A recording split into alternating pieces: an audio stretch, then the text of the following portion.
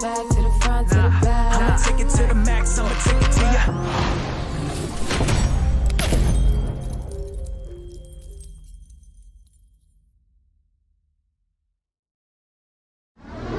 Free Fire is one of the most popular shooting games in the world. And recently, we developed Free Fire Max as a separate app and upgraded the gameplay experience. This was a completely new concept for us. Every team that was involved had to pave new paths in their respective crafts. We optimize Free Fire Max according to our countless hours of FGD content. Through Free Fire Max, our players can experience the Free Fire they're so familiar with, possibly with more treasured memories.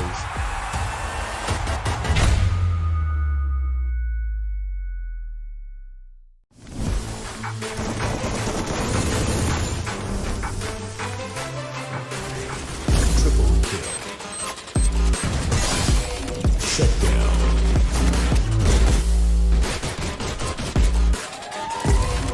Quadruple kill. Quadruple kill.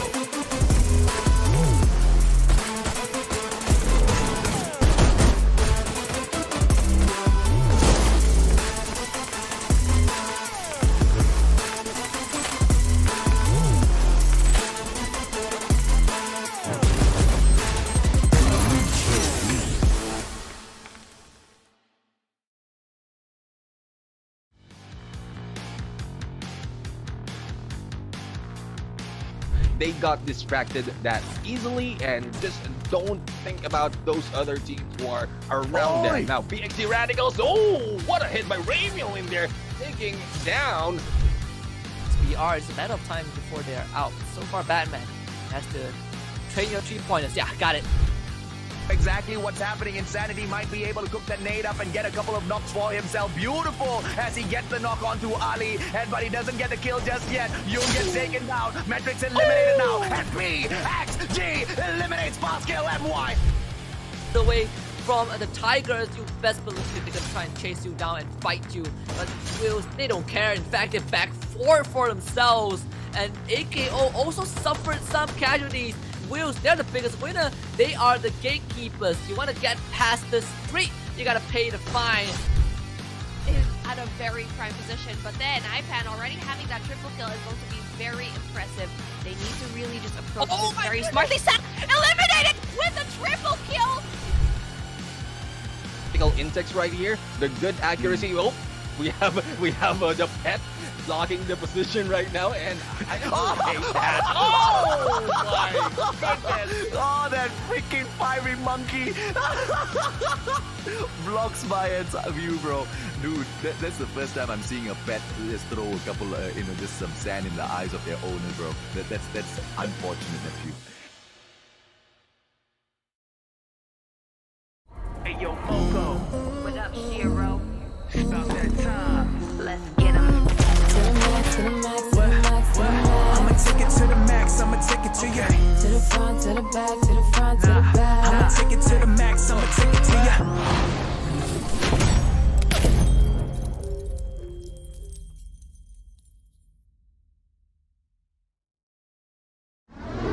Free Fire is one of the most popular shooting games in the world. And recently, we developed Free Fire Max as a separate app and upgraded the gameplay experience.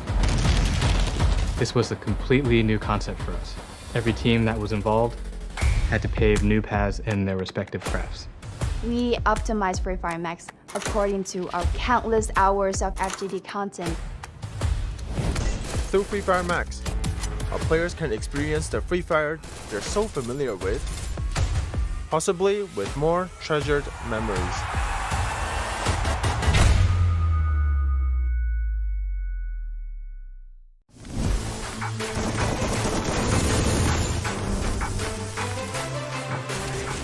Triple kill. Shut down.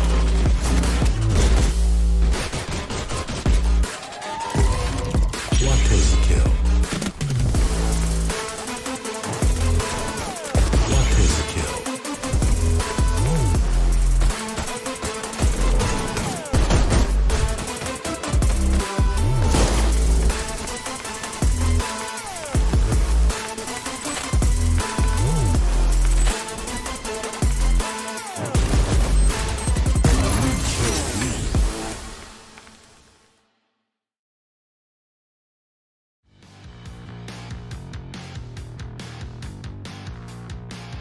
they got distracted that easily and just don't think about those other teams who are around them. Now, BXG Radicals, oh, what a hit by Ramiel in there, taking down. BR, it's a matter of time before they're out. So far, Batman has to train your 3-pointers. Yeah, got it. Exactly what's happening. Insanity might be able to cook that nade up and get a couple of knocks for himself. Beautiful as he gets the knock onto Ali, but he doesn't get the kill just yet. Yoon gets taken down. Matrix eliminated now. And BXG eliminates Pascal MY. The way from the Tigers, you best believe they're gonna try and chase you down and fight you. But Wills, they don't care. In fact, they back 4 for themselves. And AKO also suffered some casualties.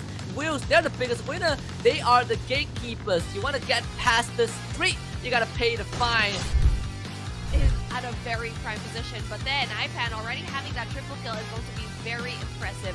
They need to really just approach this very smartly. Eliminated with a triple kill. Intex right here, the good accuracy. Oh, we have the pet blocking the position right now, and I hate that. Oh my goodness! Oh, that freaking fiery monkey blocks my view, bro.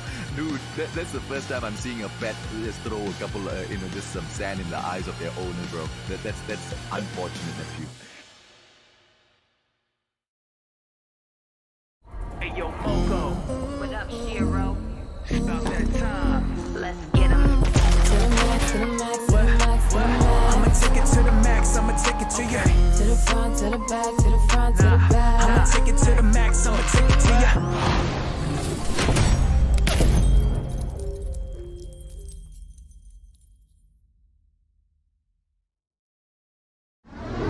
Free Fire is one of the most popular shooting games in the world.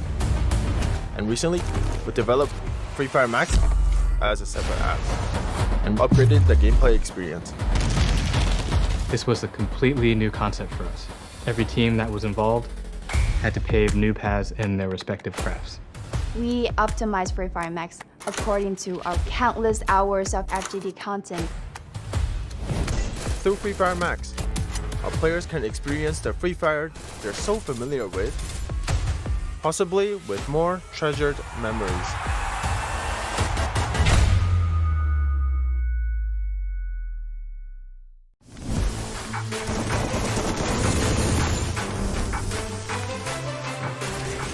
Triple kill. Shut down.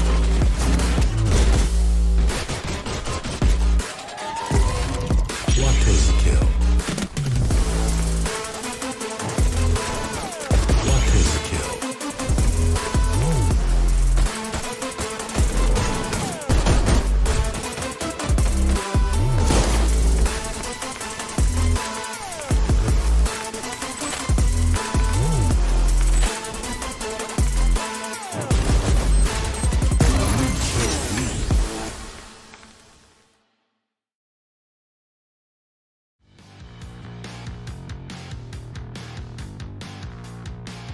They got distracted that easily and just don't think about those other teams who are around them. Now, BXG Radicals, oh, what a hit by Ramiel in there, taking down.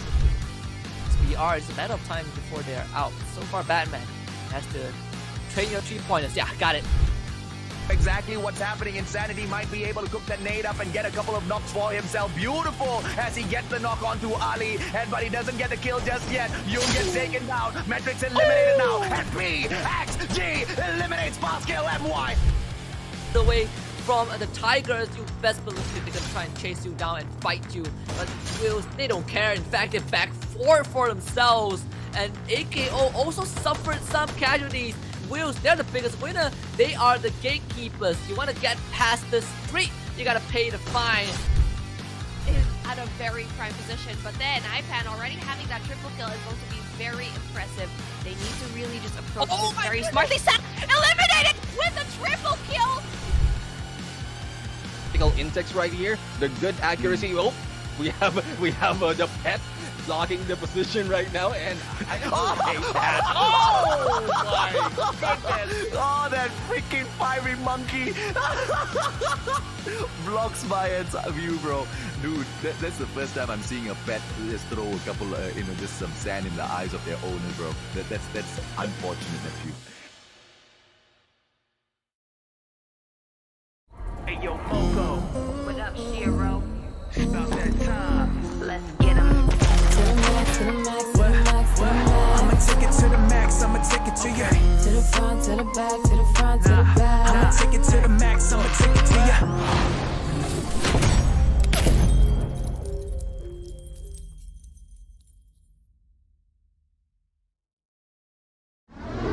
Free Fire is one of the most popular shooting games in the world. And recently, we developed Free Fire Max as a separate app and upgraded the gameplay experience. This was a completely new concept for us. Every team that was involved had to pave new paths in their respective crafts. We optimized Free Fire Max according to our countless hours of FGD content.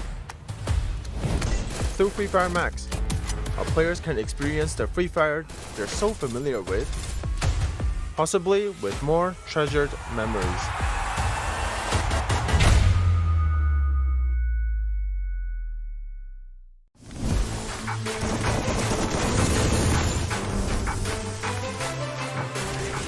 Triple kill. Shut down.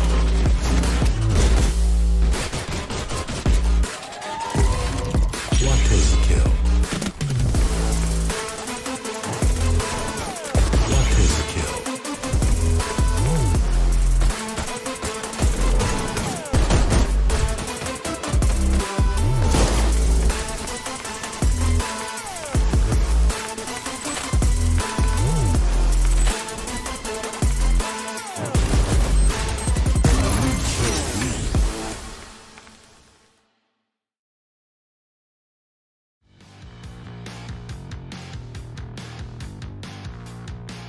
They got distracted that easily and just don't think about those other teams who are around them. Now, BXD Radicals, oh, what a hit by Ramiel in there, taking down.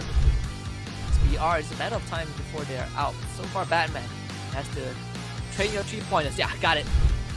Exactly what's happening. Insanity might be able to cook the nade up and get a couple of knocks for himself. Beautiful as he gets the knock onto Ali, but he doesn't get the kill just yet. Yoon gets taken down. Metrics eliminated now. And BXG eliminates Pascal MY. The way from the Tigers, you best believe they're gonna try and chase you down and fight you. But Wills, they don't care. In fact, they back 4 for themselves. And AKO also suffered some casualties. Wills, they're the biggest winner. They are the gatekeepers. You want to get past the street, you gotta pay the fine. Is at a very prime position, but then IPAN already having that triple kill is going to be very impressive. They need to really just approach this very smartly. Eliminated with a triple kill. Index right here, the good accuracy. Oh, we have the pet blocking the position right now, and I hate that. Oh my goodness! Oh, that freaking fiery monkey. Blocks my view, bro. Dude, that's the first time I'm seeing a pet just throw a couple, just some sand in the eyes of their owner, bro. That's unfortunate, nephew. Hey, yo, Moco. What up, Shiro? It's about that time. Let's get him. To the max, to the max, to the max, to the max. I'ma take it to the max, I'ma take it to you. To the front, to the back, to the front, to the back. I'ma take it to the max, I'ma take it to you.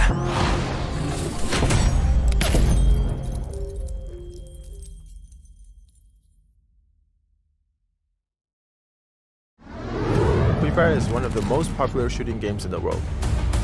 And recently, we developed Free Fire Max as a separate app and upgraded the gameplay experience. This was a completely new concept for us. Every team that was involved had to pave new paths in their respective crafts. We optimized Free Fire Max according to our countless hours of FGD content. Through Free Fire Max, our players can experience the Free Fire they're so familiar with, possibly with more treasured memories.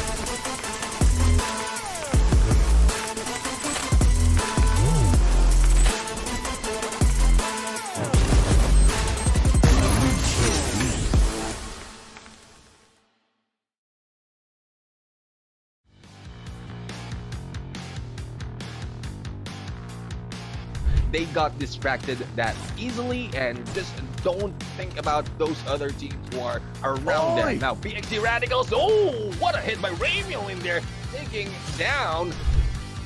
BR, it's a matter of time before they're out. So far, Batman has to train your 3-pointers. Yeah, got it. Exactly what's happening. Insanity might be able to cook that nade up and get a couple of knocks for himself. Beautiful as he gets the knock onto Ali, but he doesn't get the kill just yet. Yoon gets taken down. Matrix eliminated now. And PXG eliminates Pascal MY. The way from the Tigers, you best believe they're gonna try and chase you down and fight you. But Wills, they don't care. In fact, they back 4 for themselves. And AKO also suffered some casualties. Wills, they're the biggest winner. They are the gatekeepers. You want to get past the street, you gotta pay the fine. Is at a very prime position, but then IPAN already having that triple kill is going to be very impressive. They need to really just approach this very smartly. Eliminated with a triple kill. Intex right here, the good accuracy. Oh, we have the pet blocking the position right now, and I hate that. Oh my goodness! Oh, that freaking fiery monkey blocks my view, bro. Dude, that's the first time I'm seeing a pet just throw a couple, just some sand in the eyes of their owner, bro. That's unfortunate of you. Hey, yo, Moco. What up, Shiro? About that time. Let's get him. To the max, to the max, to the max, to the max. I'ma take it to the max, I'ma take it to you. To the front, to the back, to the front, to the back. I'ma take it to the max, I'ma take it to you.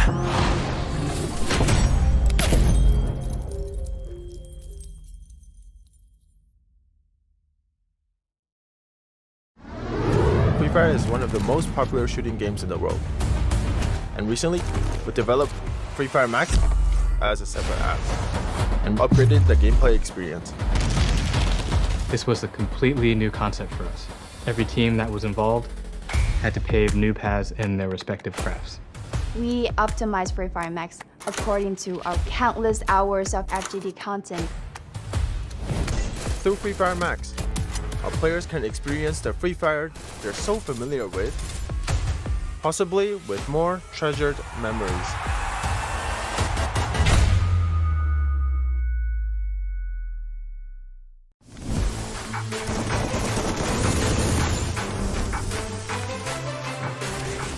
Triple kill. Shut down.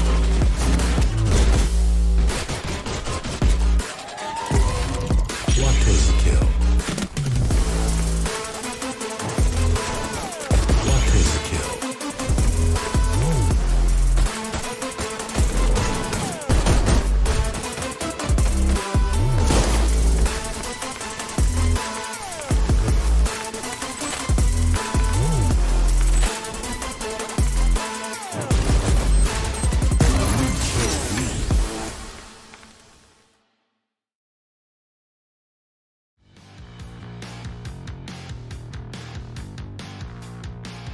They got distracted that easily and just don't think about those other teams who are around them. Now, BXD Radicals, oh, what a hit by Ramiel in there, taking down.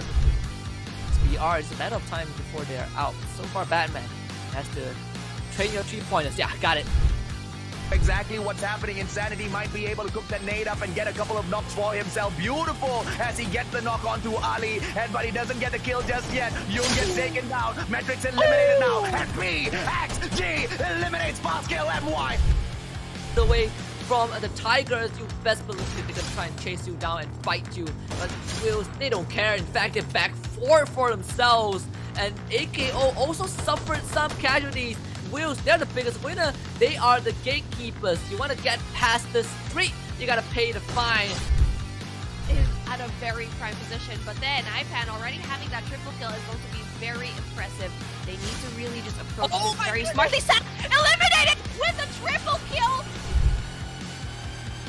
Intex right here, the good accuracy. Oh, we have the pet blocking the position right now, and I hate that. Oh my goodness! Oh, that freaking fiery monkey blocks my view. Hello and welcome to day 10 of the Free Fire MCP Majors Season 2. Yesterday, we saw an amazing day by PXG Radicals as they were the biggest winners with a monster 72 points. That was the second highest score in a play day behind SAF's day 4 of 76 points. Now, I don't know if any team is going to be able to keep up with that, but there's pretty much no chance, even if PXG were to continue on with those scores, to catch up to SAF, who have an amazing lead right now. I think that it's going to be too much of a gap. That might be a little difficult. Anyways, my name is Holler. With me is Danley, and we'll be taking us through all of MCP. This is going to be day 10 today. I'm sorry for going on that diatribe, but hey, how are you doing today on this fine day 10?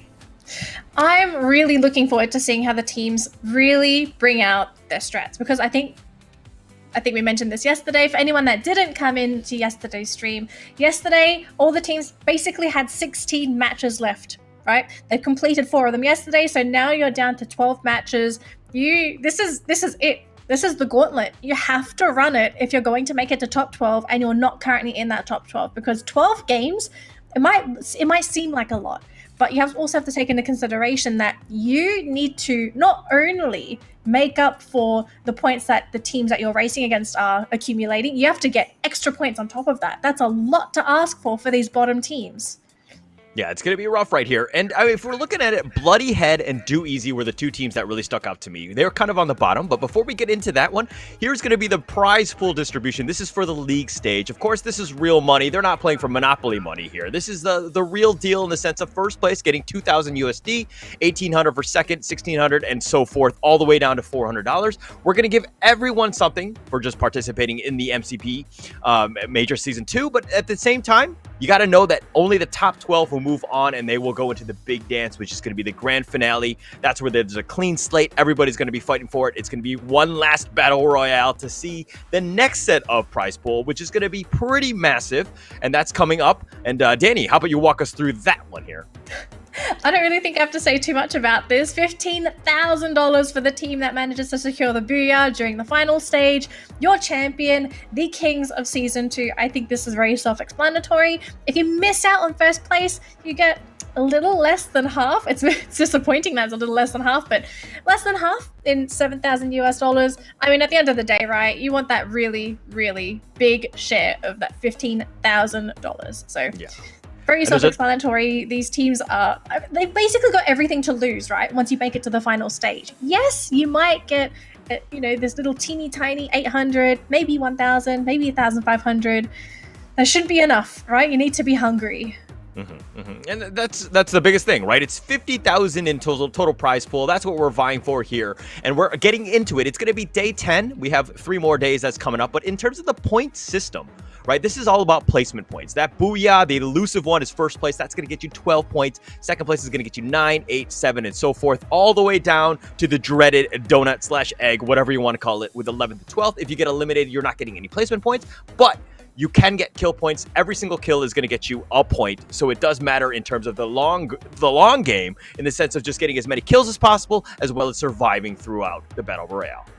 Yeah, I mean, that's the general gist of Battle Royales, right? You want to aim for those kills. It's not just about the placement points, because the kills, at the end of the day, are much more stable than those placement points, because you can't guarantee that you're going to make it into the top 3, right? It's a case of a lot of RNG, guesswork, and there's going to be some semblance of research, right? Because you also need to take into consideration, where are all the teams dropping? Are you going to run into SAF? Are you going to run into one of the top dogs if you are one of the bottom of the leaderboard teams? You don't want that to happen. Now, going to take a look at our schedule very quickly. We're going to be removing Purgatory. We did play on that map yesterday, and we're going to go back onto Bermuda and then continue on with the Kalahari madness. All right, we're going to continue the madness. Yeah, that's going to be going on. And we saw a lot of good games yesterday on Kalahari. So it's good to see that one going back into the play. And because it completely changes the style of teams, right? In terms of, do they go for the late game? Do they look to just kind of use cover? Or do they look to just kind of play the game a little bit more passively? But yesterday was a little bit different in terms of how Kalahari was played. Teams were a little bit more aggressive, and there was a lot more action, especially earlier. And it was pretty much a change of pace, which we hadn't really seen too much throughout the league. Yeah, I think it's just teams trying to take advantage of the fact that there are so many teams on that map. You want to get those kills early while there's still a lot of those teams, right?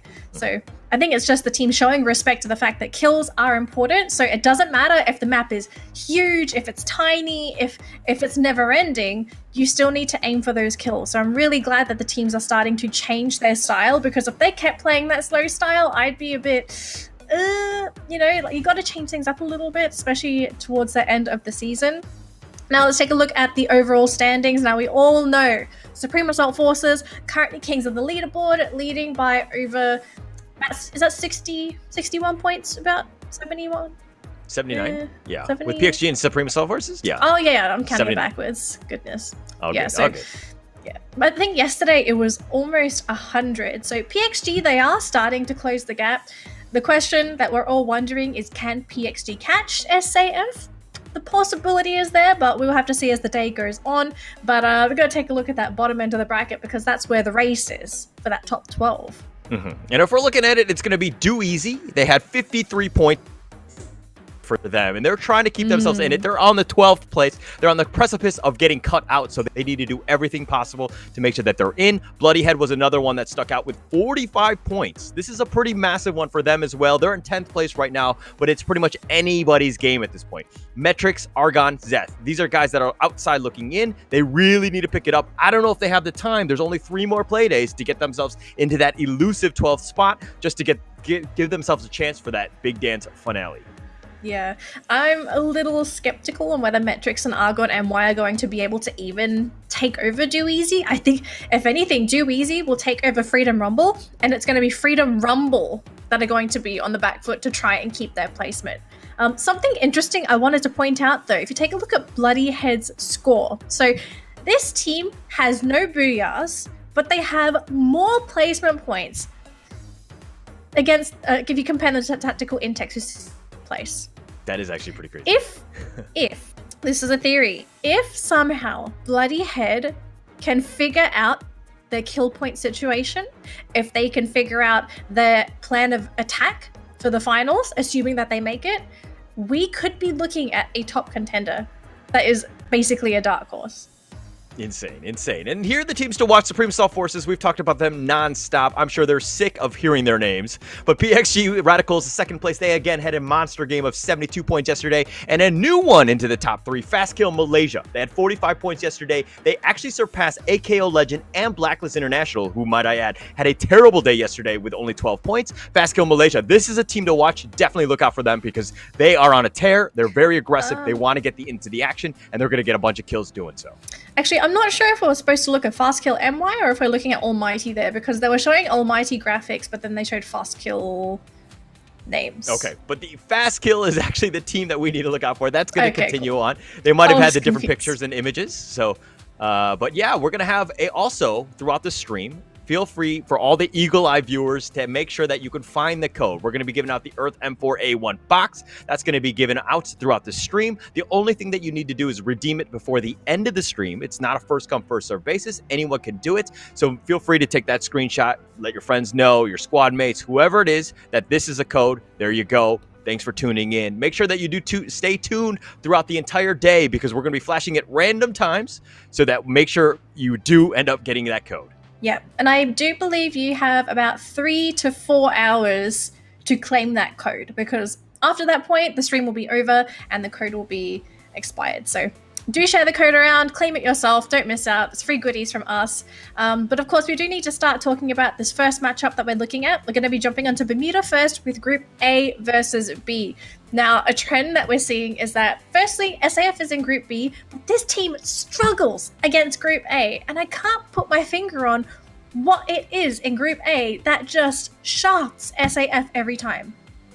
Okay, well, it's because you have 3 out of the top 5 teams are in Group A, right? That's why. You have the heavy hitters. This has become the new group of death. They are the very strong teams. Blacklist International, who are kind of on the downswing. Fast Kill Malaysia, who's picking it up. PXG Radicals, again, those are the teams that you need to look out for. Yes, there's technically only 5 teams in that group, but this is a pretty massive, detriment to the team of SAF. Now, mind you, SAF still manages to score average about 58 or so points a day, right? They do not have off days. They have like one off day of like 42 points. But this is a team that will consistently get points. It doesn't matter who they're up against. This is the team to look out for. SAF, again, just a monster in this league.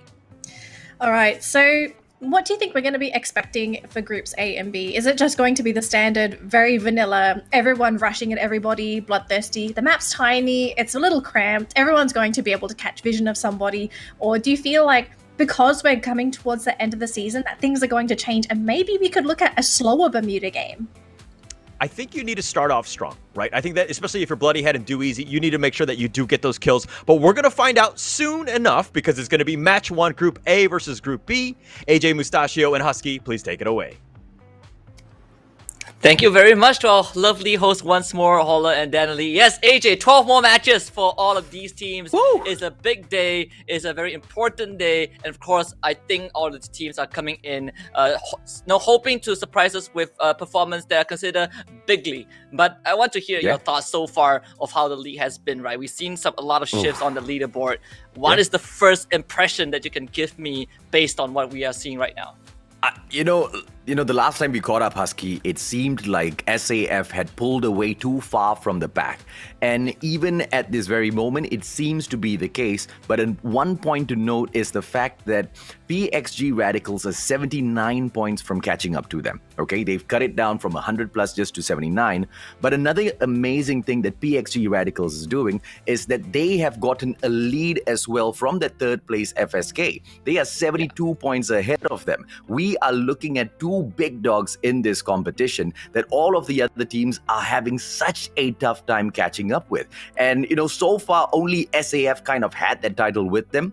And I think it's high time we, indoctrinate PXG into that class as well, right? But they don't seem to be taking all of that screen time because the underdogs who are trying to make it into the top 12, man. We're talking about Views, Bloody Head, Freedom Rumble. These are the three teams that have got a lot of heat coming for them, right? Because they might lose their spots because the teams that are under them, Do Easy, Metrics, Argon, MY, they've been bringing so much of fire yesterday in the past weeks, and I expect that to continue flowing in today as well, my man. Yeah, absolutely. I think the last time we shared the desk together, Do Easy was still struggling, even when I think last week when I shared the broadcast with B Mommy, Do Easy was still struggling. 13th place seemed like no matter what they do, they could not break in. Right now, you look at the standings, Do Easy having a pretty sizable lead in the 12th spot, and Metrics are the one kind of suffering the chances of not making it to the grand finals. And of course, Freedom Rumble, we have to talk about them, right? From top 5 to top 8, and now they are barely in 11th place. Fastkill MY, the counterpart, the little brother in the family that always gets looked down on, top 3. Insane. And the fact of the matter is, if Metrics can find a little bit more of the rhythm that they did bring in, 2 or 3 weeks ago, dude, replacing Freedom Rumble as well as Do Easy up there in the top 12, not going to be an issue at all. Argon MY is literally just right there behind them. As we step into Bermuda, things are going to get hot and crazy, Husky. All of these teams have got a lot on the table. Let's see who reaches up to the top, man. Yeah, and I'm just happy that teams like Almighty is in 6th place right now. A tactical Intex. We've talked about them so much. Now they're in top 8. When it comes out to crunch times, these guys they're stepping it up. And with 12 matches left for all of these individual teams, this is it. This is the final lap. See if they can cross that. But of course, starting with Group A and Group B on Bermuda is always a sight to behold. SAF, we talk about this. It somehow always feels like the first 2 games is not their game. And we'll see if the heavy hitters from Group A is going to make an impact. We see Blacklist International and Almighty really sharing peak together. And unfortunately, when you drop in that early with another team, only one can escape alive.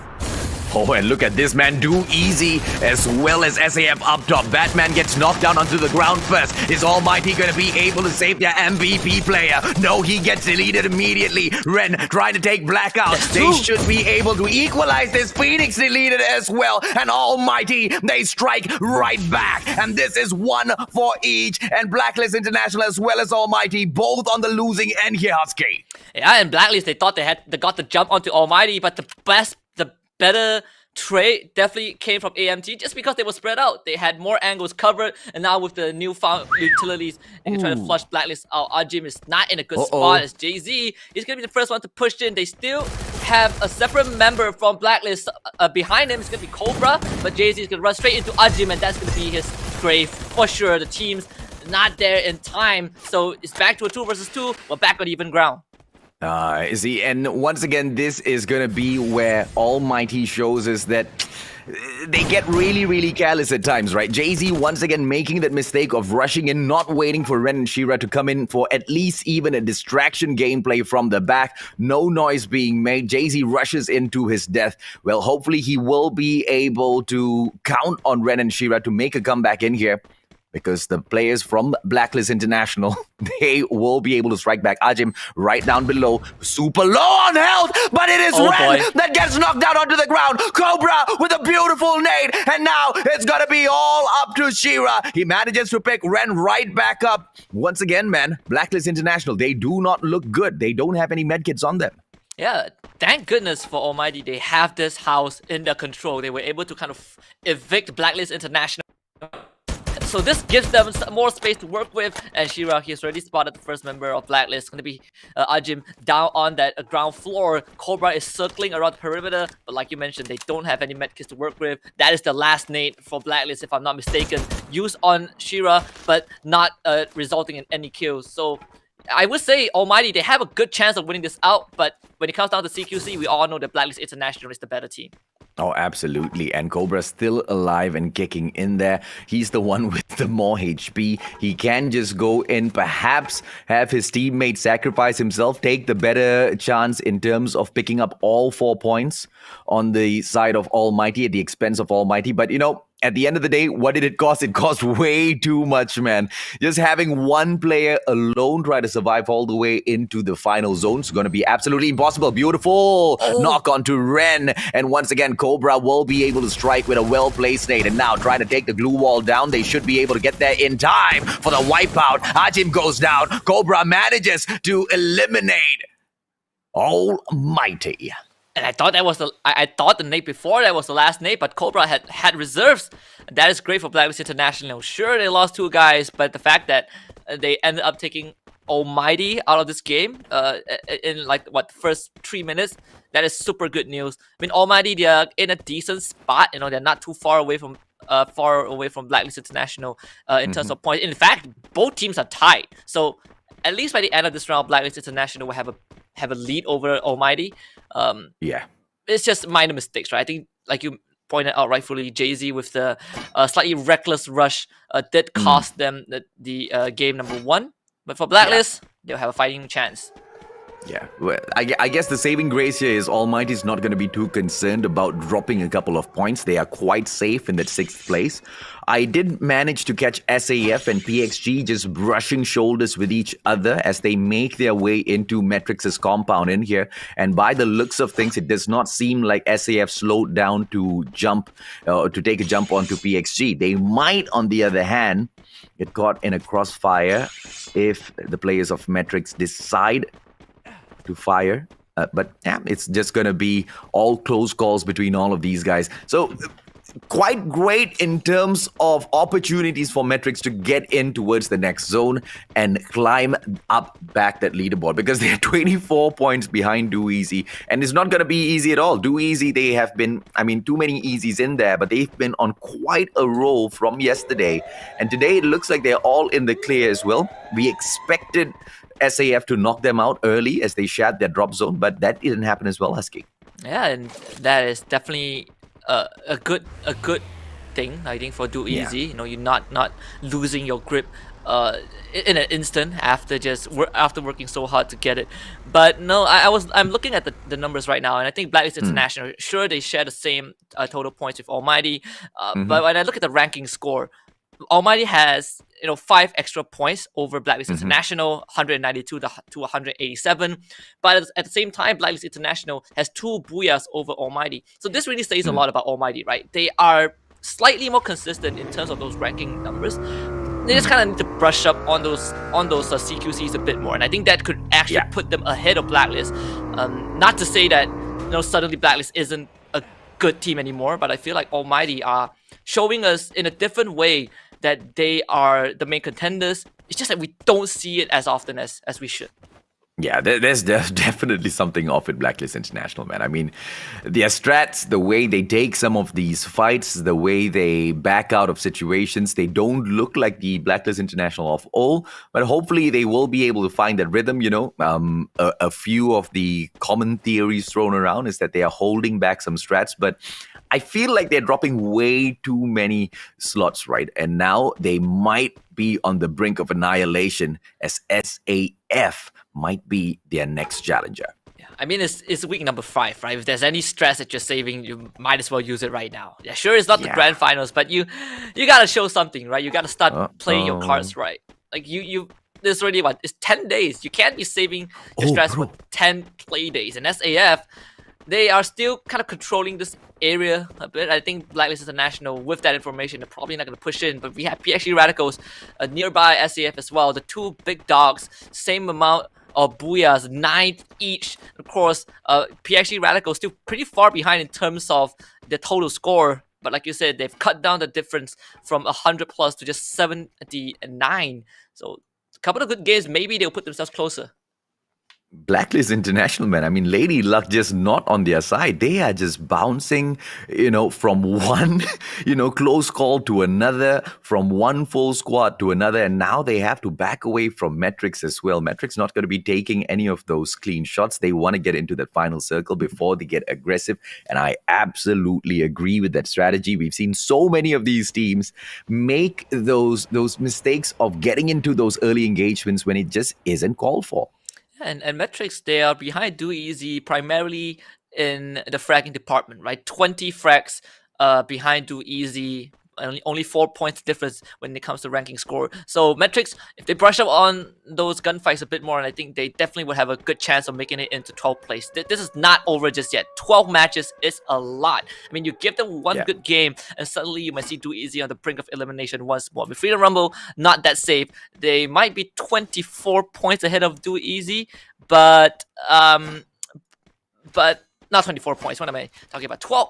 Well, 8 points. 8 points. Yeah. My eyes are deceiving. Yeah, 8 points ahead of Do Easy. So this is cutting it closer than I thought it would be. Yeah, way too close, man. I mean, with a majority of the teams on the leaderboard, it's just way too close, right? Just one game can just change so many things in here. And quite honestly, it's not impossible to think that PXG Radicals can even replace SAF at the top. But, certain conditions need to be met. SAF need to start underperforming, but that just does not seem to be a possibility, Husky. If anything, SAF have just gotten better and better and better. I mean, McRory, he pulls the nade out, bro. I mean, that's when you start running. I mean, when their worst performance, when their worst day is basically the best performance of a lot of teams, you kind of know that where this team stands, right? Even on their worst days, they rack out more than 50 points. That is insane. I mean, a lot of teams on their worst day, they rack up less than 10 points, 10 to 15 points. These guys, the minimum is 50 plus. The maximum is 76 or 77. Let me put that into perspective, right? Umbrella Reborn. Remember the Umbrella Reborn hype train that we were going on? Yeah. Technically, when they were performing, they were consistently picking up 50 points a day. That was their best. That was their best. That was the hype train. I mean, SAF looking down and be like, that's your best? That's our worst. And SAF, speak of the devil, they've already lost one. They've lost the second one as well. But they are kind of going in for the trade into Metrics. Also goes. I mean, Xbot, he's cleaving through all of them with the sight. And who needs guns when you have a big-ass Grim Reaper side? They're tearing to everyone from the side of SAF. Forbis does trade Manchai back. But, I mean, the front runners, they're losing way more than they should have. Well, speak of the devil, or I don't know what it is, but this is that condition I was talking about. SAF needs to exit early. PXG might be able to get it done then. And Metrics gonna be happy about that, right? They are trying to catch up to Do Easy and they take out SAF. More chance for them. Argon MY. Not too lucky though, but the landmine from Sprox does kill off 2 members of Freedom Rumble. That's going to give Argon and Y a lot more space to work with, and FRU not looking too healthy, hiding behind those glue walls in a separate room, and Argon and Y will have time to revive me. But as I say that, Spark's going to get absolutely backstabbed as Morgana chips in. Because Bloody Head, they want a part of this party as well. They want a couple of points for themselves. Mark does hide in the time turner. Actually gets out with his life. By the grace of the Lord, Bloody Head somehow gets away with daylight murder. A unit will at least put him to FSK bed as well? and make sure that Bloody Head not gonna get everything to themselves. With FSK party number 4, the fight does not end. This ceremony is getting more and more interesting, and Bloody Head's gonna be the first team to walk out of it after losing. Absolute beauty, man. Bloody Head stepping in there, picking up 2, backing away, and leaving the team of FSK to finish everything off. Freedom Rumble trying to survive in there just with one more player. Oren, Ali runs past him, Monito from far away. Oren should be able to pull this backstab off if the players from FSK back away prematurely, and yes, they are doing so. As they head in for the chase onto Bloody Head. Yoon manages to go in for the delete onto Morte. It's going to be Ash who gets taken down by Do Easy. Xia off screen. Morgana as well as Cryfu waiting to see exactly what FSK can bring on in here. But it's a 4 onto Morgana. Opportunity. Yoon with the time turner. Strikes right back. Morgana too low on that HP. Are we going to see the annihilation of Bloody Heads? I think that's exactly what we're going to get. One nade should be able to get this completed, but Yoon just does not have that. And FSK, they've called out to Bloody Head, so this is going to be round number 2. FSK still has the entire team left alive, but Bloody Head, not so lucky. They lost Mark early on after he somehow performed a full Rambo, but it might not be the case this time because SFK, they are hungry for blood. As Freedom Rumble, they are suffering a defeat right there. At the same time, Bayer, he's going to die, but Do Easy taking on Wheels head on. This is going to be pretty close. Do Easy needs to win this, but Mon is going to down iPans, and this should be the end of Do Easy's involvement in this fight. They can't go on anymore, but if any case, the fact that they're stuck in the building across, Views will have that numbers advantage. Oh yeah, I think Views is gonna just win this on a technicality because Do Easy just mind-boggled themselves. I think that was a misplay with the grenade launcher. I believe it was Bayats that took himself out. And that was just the start to the end. They panicked. Views just took advantage of that situation. They go in with the full-on takeover. They do Alforte, but it really doesn't matter now, does it? They have managed to damage the side of Do Easy, who was playing to play catch-up. Views now, they are one of the teams that we have to keep our eyes wide open for. Views, Bloody Head, Freedom Rumble, these 3 teams, because once again, a lot of heat under their butts to make them hustle a little bit harder in here. Yeah, this is gonna be pretty close. I mean, Vasco and Y, they were four partying the previous fight, and then they caught up to Bloody Head, and right now they've secured themselves a pretty decent compound. I mean, Bloody Head's still alive, at least for now. 7 teams remaining, but they found Morgana. He's the clutch master of the team, but taking out 4 members of Vasco and Y, who are right now, in top 3, it's not going to be easy. All the grenades are flying out, and Jemba is going to be knocked out. Do Easy does get eliminated off screen. All the flashbang is super blinding, but Yoon was able to find a different vantage point, and that is going to force Morgana into an even brutal spot. He's going to jump off the rooftop, and that's going to give Vasco and Y a clear shot of this member from the side of Bloody Head. He's not going to run away for long, and you can bet that Vasco will be able to clean him up. Let's see exactly what else they will be able to bring in here as Ali drops Morgana out of the equation. PXG, Blacklist International, the Annihilation still on standby. The exact condition that I said PXG needs in order to catch up to or even overtake the side of SAF is SAF needs to get eliminated early. PXG needs to get into the final zone, pick the Booyah up for themselves. And this just looks like the perfect condition for that. Now, to pick up 2 more kill points off of Blacklist International doesn't seem too impossible. Tanamo will be able to spot Cobra, but Cobra's cooking that nade up already. Tanamo needs to be really careful. Away. PXG should take this a little bit quicker because Views now should be able to catch them from the back, and if they do get stuck in the middle, that's just going to be game over. And PXG right now, they have that advantage, they have the vantage point, but Blacklist International still on that survival mode. Barbara is gonna be the second one to go down. I mean, off screen they did take out wheels as PXG takes on 2 different teams on 2 separate fronts, but now they will have to kind of refocus their attention. Blacklist International is the next team on the list, and still Ajim and Cobra holding hands, staying inside that building, but with the circle not favoring either of these teams, they gotta start moving. And for PXG, it means that they have to force their way through Blacklist International. Just one man down, Tanamo. That's not going to be too much of an issue at all. Ramiel, Barba, Insanity, these guys are just crazy players all on their own. They should be able to step up for their team members. If anything, Ramiel, the biggest, bagger for the side of PXG. 56 kills in the competition so far, Husky. And I don't think Blacklist International likes the sound of that.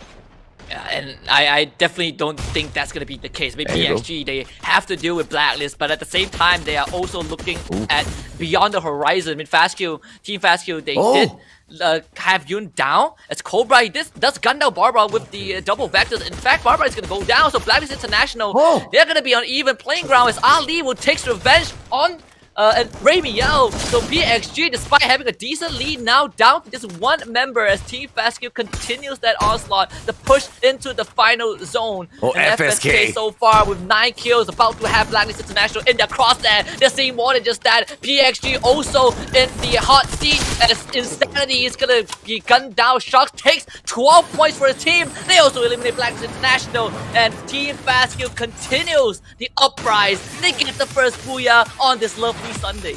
Oh, that was just absolute chaos, man. Today was a day where Team Fastkill MY steps it up right all over. And they are in the 3rd spot at the moment. In order to catch up with PXG, they need 72 points. It's a lot, but I guess this is a good start. Yeah, definitely a good start. And you look at the top 3 teams, PXG, Radicals, Fastkill NY, and Blacklist International, the top dogs from Group A, all the heavy hitters in this group of death, showing up big time. And SAF continues to struggle despite being the pack leader, the alpha predator. This is starting to get a bit close. Sure, SAF is going to most likely end up in first place by the end of the league stage, but they're going to start sweating a bit. Even on their worst day, sure, they get 50 plus points, but you still have to be a bit careful because all these other teams, they are putting on quite a show. Yeah, absolutely. Well, on that note, ladies and gentlemen, boys and girls, let's bring back Danny as well as Hollis so we can break down that matchup a little bit more. Welcome back, guys. That late game looks so easy for Fastkill. I mean, they had practically no one on their side, right? They had a compound, they had all 4 members alive, and then it was basically PXG versus Blacklist. And I have to say, props to Blacklist for playing so patiently. They didn't feel the need to rush. They were waiting for PXG to make the move. And PXG, they had a couple things. They either had to go into the circle early or focus Blacklist. And they tried to do both, which I found was a little wonky because you separated 1 member from the team, you basically said, okay, we trust you to win the engagement with the remaining players. Yeah, they died. And I think that's the exact problem there, right? Because when they were going in to scout out, they expected to guy and come in there for the ambush with the other 3 if in case things go wrong. They did not expect the ambush from Views, and the moment that happened, Blacklist International struck at the very same time. So you ended up in a situation where you have to focus 2 sides. They took it quite well though. They managed to pull off 2 kill points from Views and still survive a little bit further, but luck just wasn't on their side. The main ones I think that really deserves a lot of praise at this point of the competition would be Fastkill MY. Remember some of the comments, guys, during the early stages of the competition.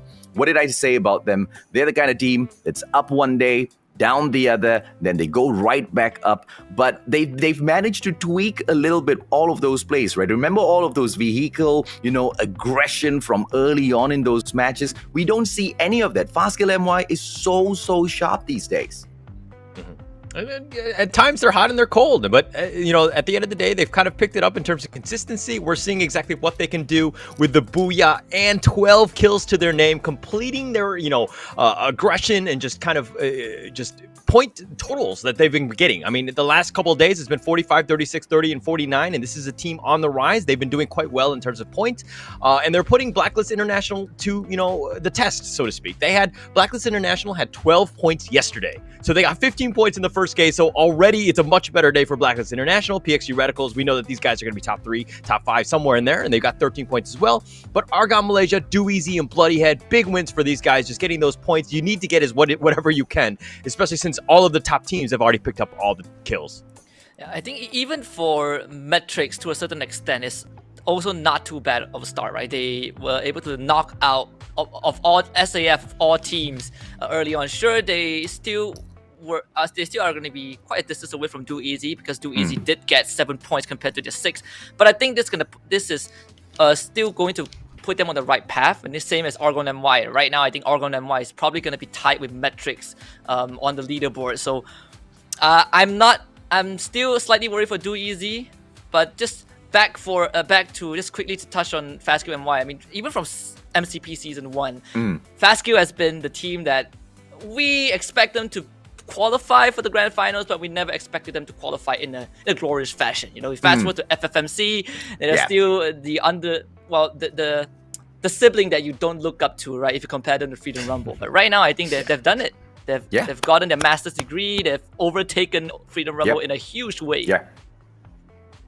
And I think that's exactly what you're talking about, right? Absolute beauty from them. And the change has taken quite a while, but it has been worth it all of the time waiting, man. I am absolutely impressed with them. And I cannot wait to see if they can bring in that consistency in the next match. Ding, ding, ding, ding, ding. With all the word of the day, go. Man, I swear someone could just start some kind of drinking game with that word. Every time AJ says it, you take a shot, right? But I do want to see if they can actually bring that in, right? But, you know, there are some other teams in here that I expected to see, step it up as well. Do Easy, Bloody Head, Metrics. We saw a few of those moments, but at the very end of the day, this A versus B is just way too hot, guys.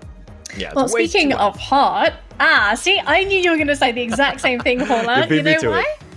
Yeah, we're jumping onto a very hot map. My absolute favorite. It's Kalahari. Lots of vertical surfaces you've got to worry about. Also that high ground. We're going to throw it over to our beautiful casters for our final game for Group A versus B. It's going to be Husky and AJ. Take it away. Thank you so much, Danny. Well, Husky, this time round in Kalahari, we've broken down quite a lot of things that have happened in that matchup already. I think we will allow the flight path to dictate exactly where our conversation goes. Hopefully, we do see Freedom Rumble and Bloody Heads not break away from Command Post, because that's going to be an exciting matchup to watch. Argon MY almost dropping in together with Fastkill, but they are going to be breaking away. So let's go. Bloody Heads, Freedom Rumble. That's going to be matchup number 1. Oh boy, I mean, Bloody Head and Kalahari, a pretty unique combination. I think they always had a pretty interesting reputation on this map. And speaking about that, first team that's going to face off against Bloody Head, it's going to be none other than Freedom Rumble. Cryfu is going to trade Oren, but he will also go down. We'll see if Cobbs can make it an even fight, but it seems like Bloody Head are going to be the first team to the scene as Morgana once more goes for the swing and takes off Vegeta, and Freedom Rumble kind of losing grip on this map a bit. Apam does down Morgana, so we still have an even fight, but it's quickly turned in the favor of Bloody Head as Apam will be the third person to get knocked down, and Cobbs knows that he cannot fight this anymore. He tried his best, but sometimes the effort just ain't enough. Bloody Head will walk away with 3 free kills, and they will lose none.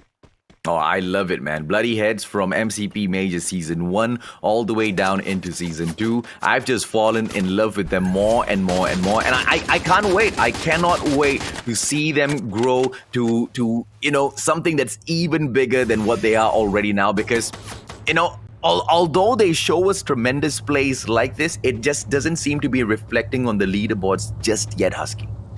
Yeah, so far, not as much, I would say, as what we expected. But give it a bit of time. I think if they continue down the trajectory, they will be there in a jiffy.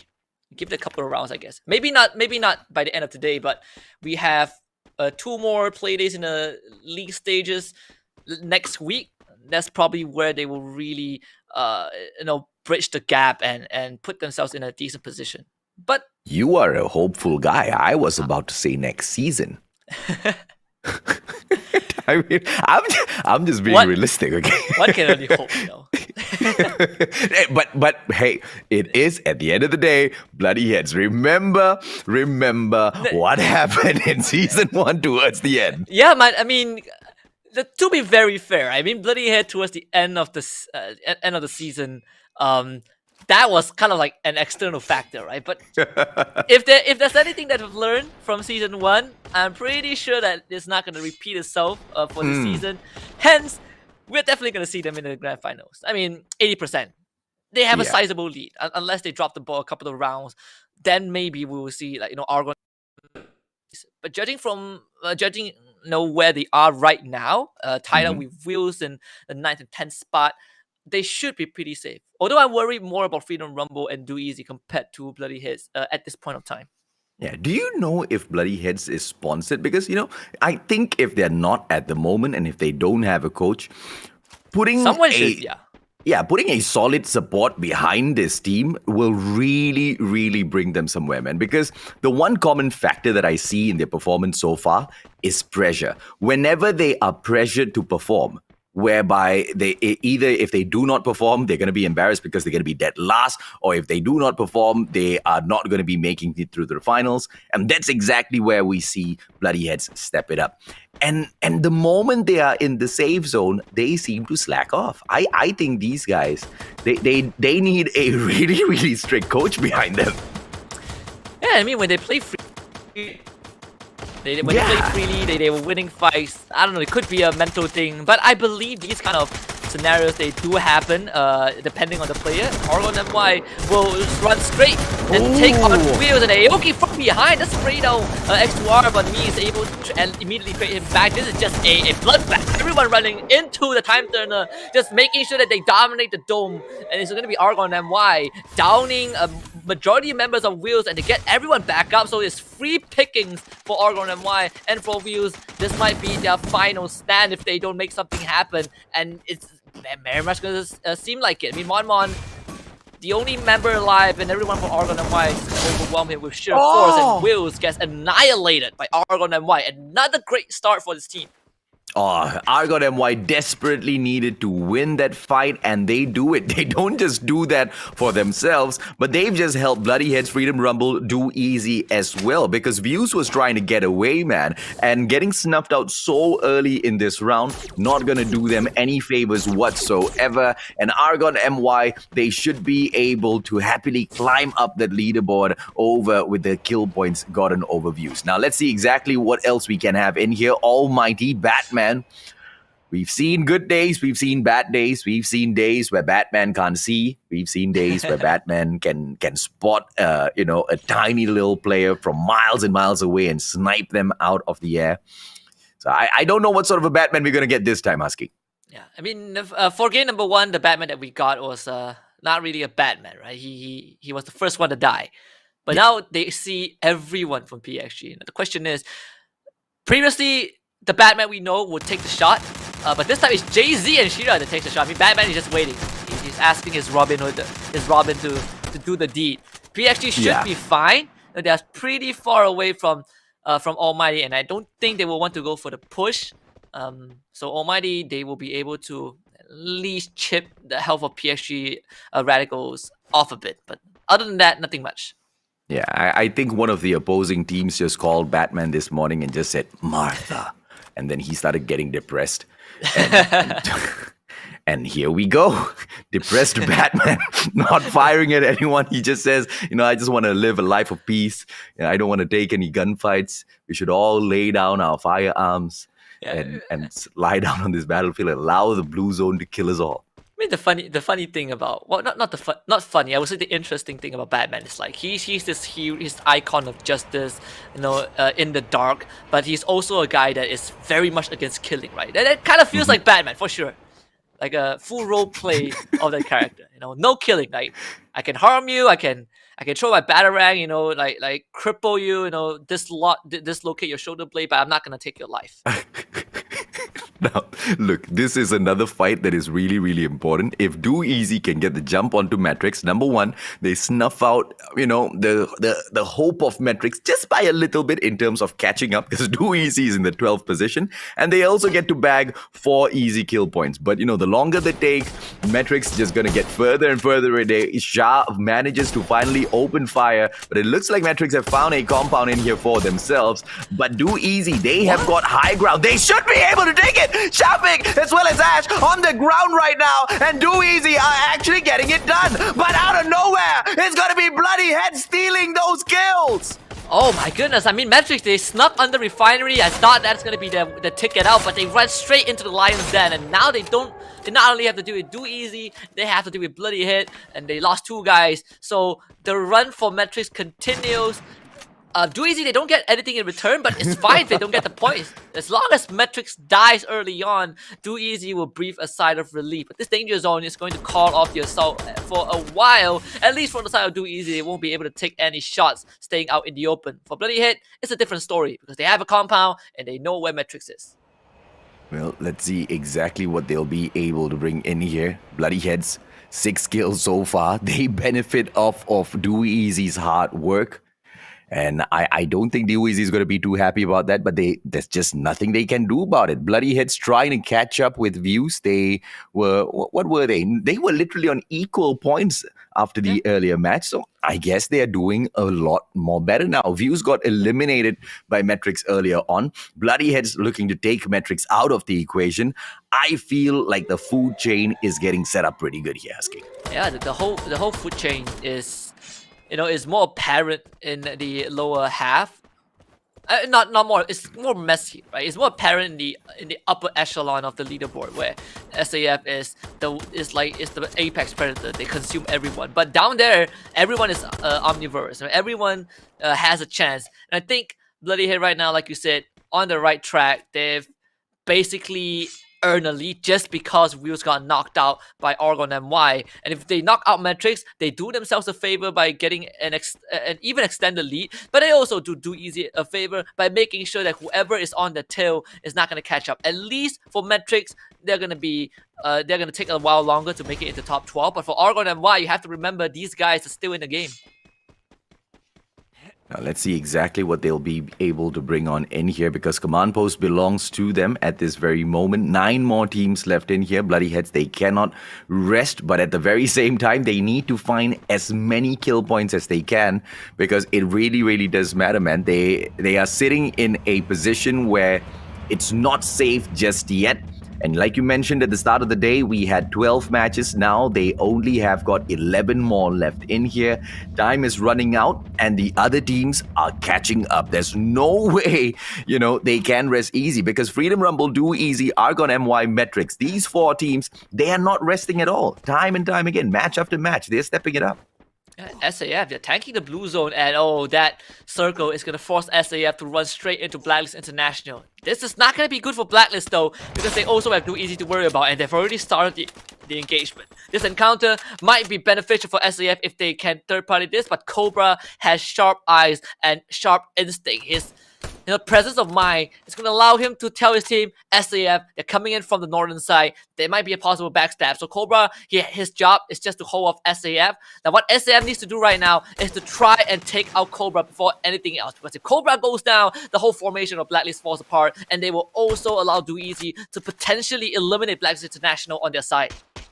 Yeah, but it doesn't look like SAF wants to take this fight at all. They continue circling around the perimeter and they're backing away as far as possible, away from Blacklist International. And I think they've done just enough. If they can continue moving a little bit more, they should be able to squeeze into the safe zone, take over that building, and that compound should be theirs, leaving Blacklist International in the most terrible of situations between themselves as well as Do Easy. Almighty should be able to take some pot shots at Blacklist International as from afar with the sniper, and this just does not look like a great position to be in. PXG comes in to say hello as well. Yeah, deep This is- breath time.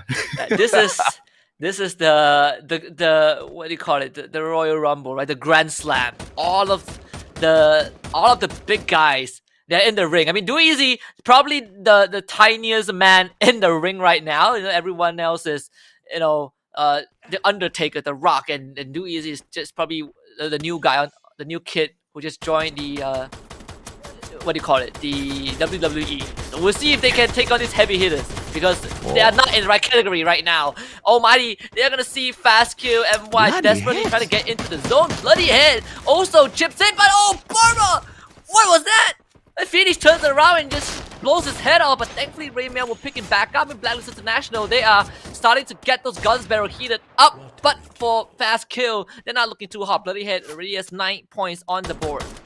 Oh, bloody heads. I mean, I wouldn't say a majority, but many of their kills coming away from other teams, other players knocking, their enemies down onto the ground. Bloody heads just going in there to finish it off. PXG now getting eliminated by Blacklist International. What a play coming through from this squad. Lots of questions have been asked, and this is the time they will be able to respond. But now another fight might ensue as Almighty try to step on into the next safe zone. Blacklist International will have to move at the same time. This is going to get interesting. Fastkill MY eliminated now. Blacklist International taking the fight up against SAF as they move on in. It's going to be Phoenix with the snipes from afar, and he gets the delete as well. Goes in for another one. Let's go taken out of the equation, and Phoenix just does not want to stop. The zone is coming. The zone is approaching. Phoenix still goes in for all of those shots. This guy has got guts. Yeah, and Matrix, they got taken out, so Do Easy. Now they're gonna breathe a sigh of relief because Matrix is already eliminated. But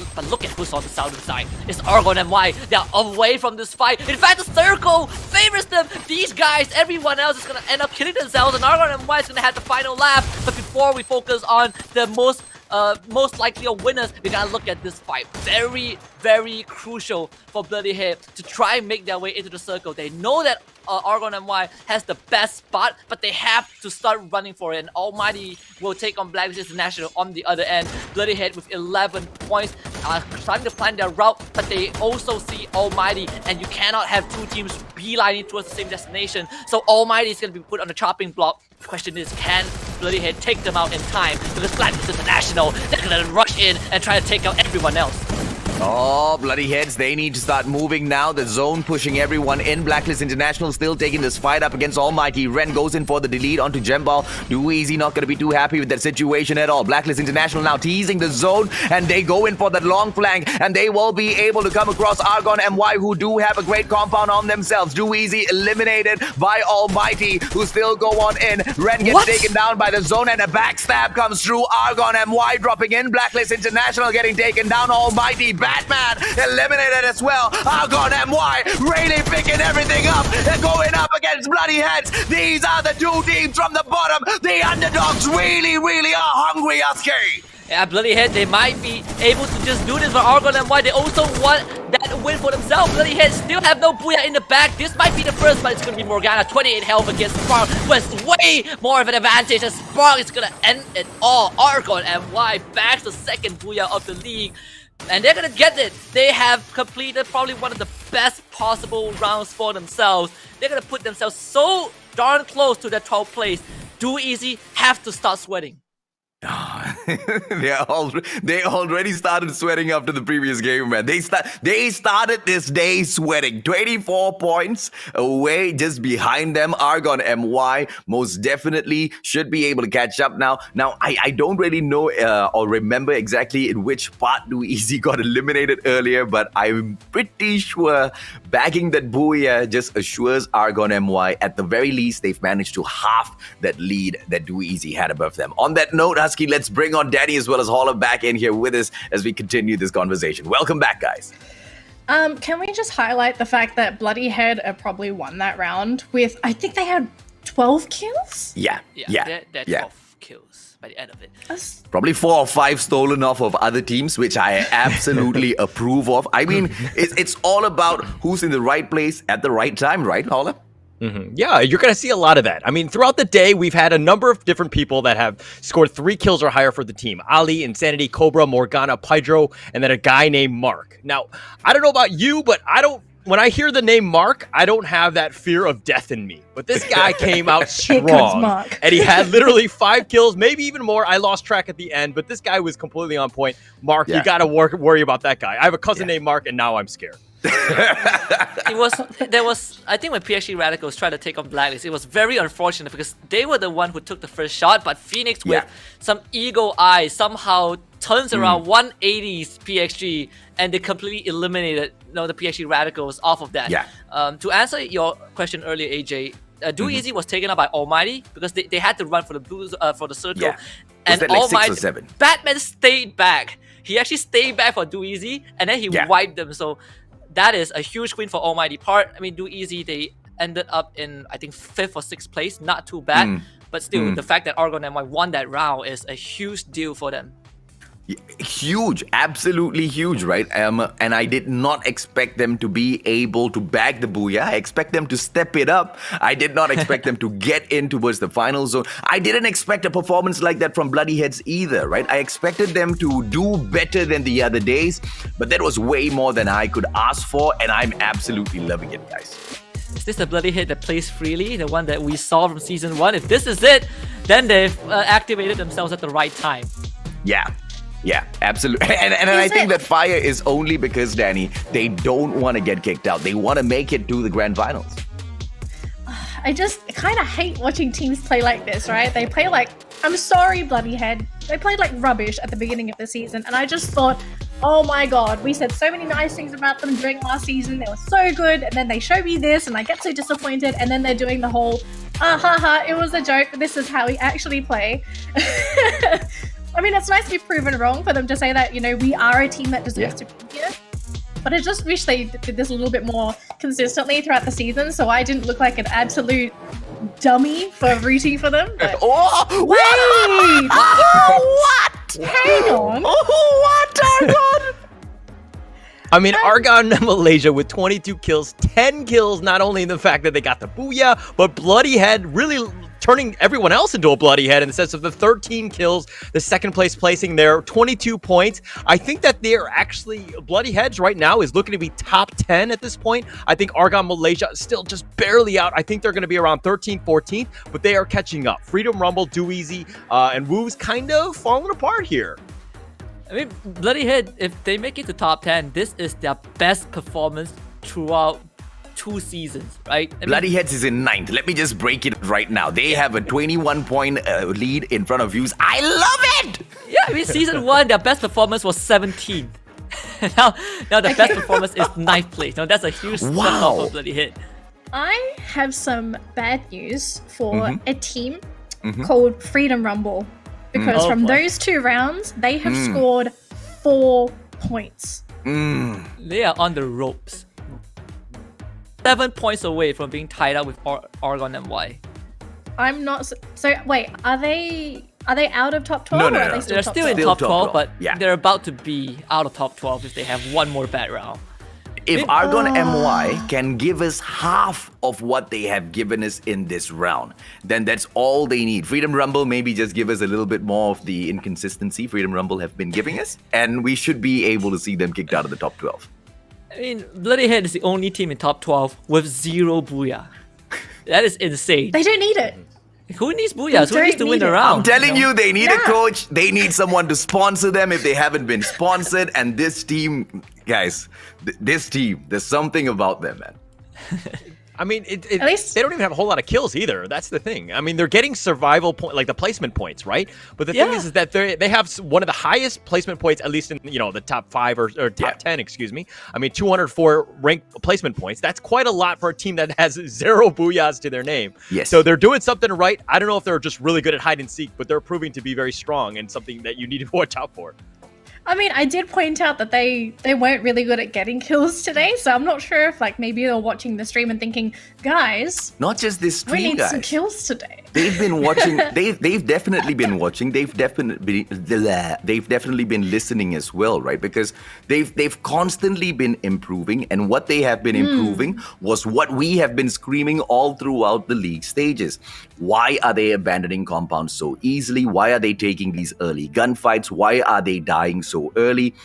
And they've just consistently stepped it up, and they've been playing a really, really good game. And look at them right now, 9th place, not too shabby at all. And here's the best part, they can continue climbing if they just bring us this sort of bloody heads all through to the end. Yeah, I mean, this was a team that I thought was going to be bottom 3 whole season. To give you guys a quick perspective, right? Bloodyhead, in terms of a ranking score, they are ranked number 5 in terms of total ranking score. In terms of kill score, they are ranked number 13. That is, these guys are just plain survivors, right? They don't kill, they're pacifists. They kill if they have to, but if not, they just play Gandhi and Mother Teresa and just survive until the very end. There's something about this team. I like it. All right, well, that was going to be the end of Group A versus Group B. We've seen 2 matches thus far. We're going to take a little bit of a break before we go into B versus C. That's going to be coming up. Stay tuned. Free Fire is one of the most popular shooting games in the world. And recently, we developed Free Fire Max as a separate app and upgraded the gameplay experience. This was a completely new concept for us. Every team that was involved had to pave new paths in their respective crafts. We optimize Free Fire Max according to our countless hours of FGD content. Through Free Fire Max, our players can experience the Free Fire they're so familiar with, possibly with more treasured memories.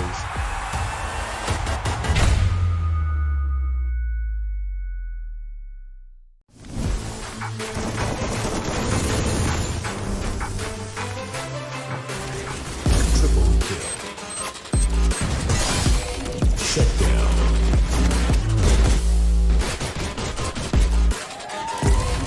Quadruple kill. Quadruple kill.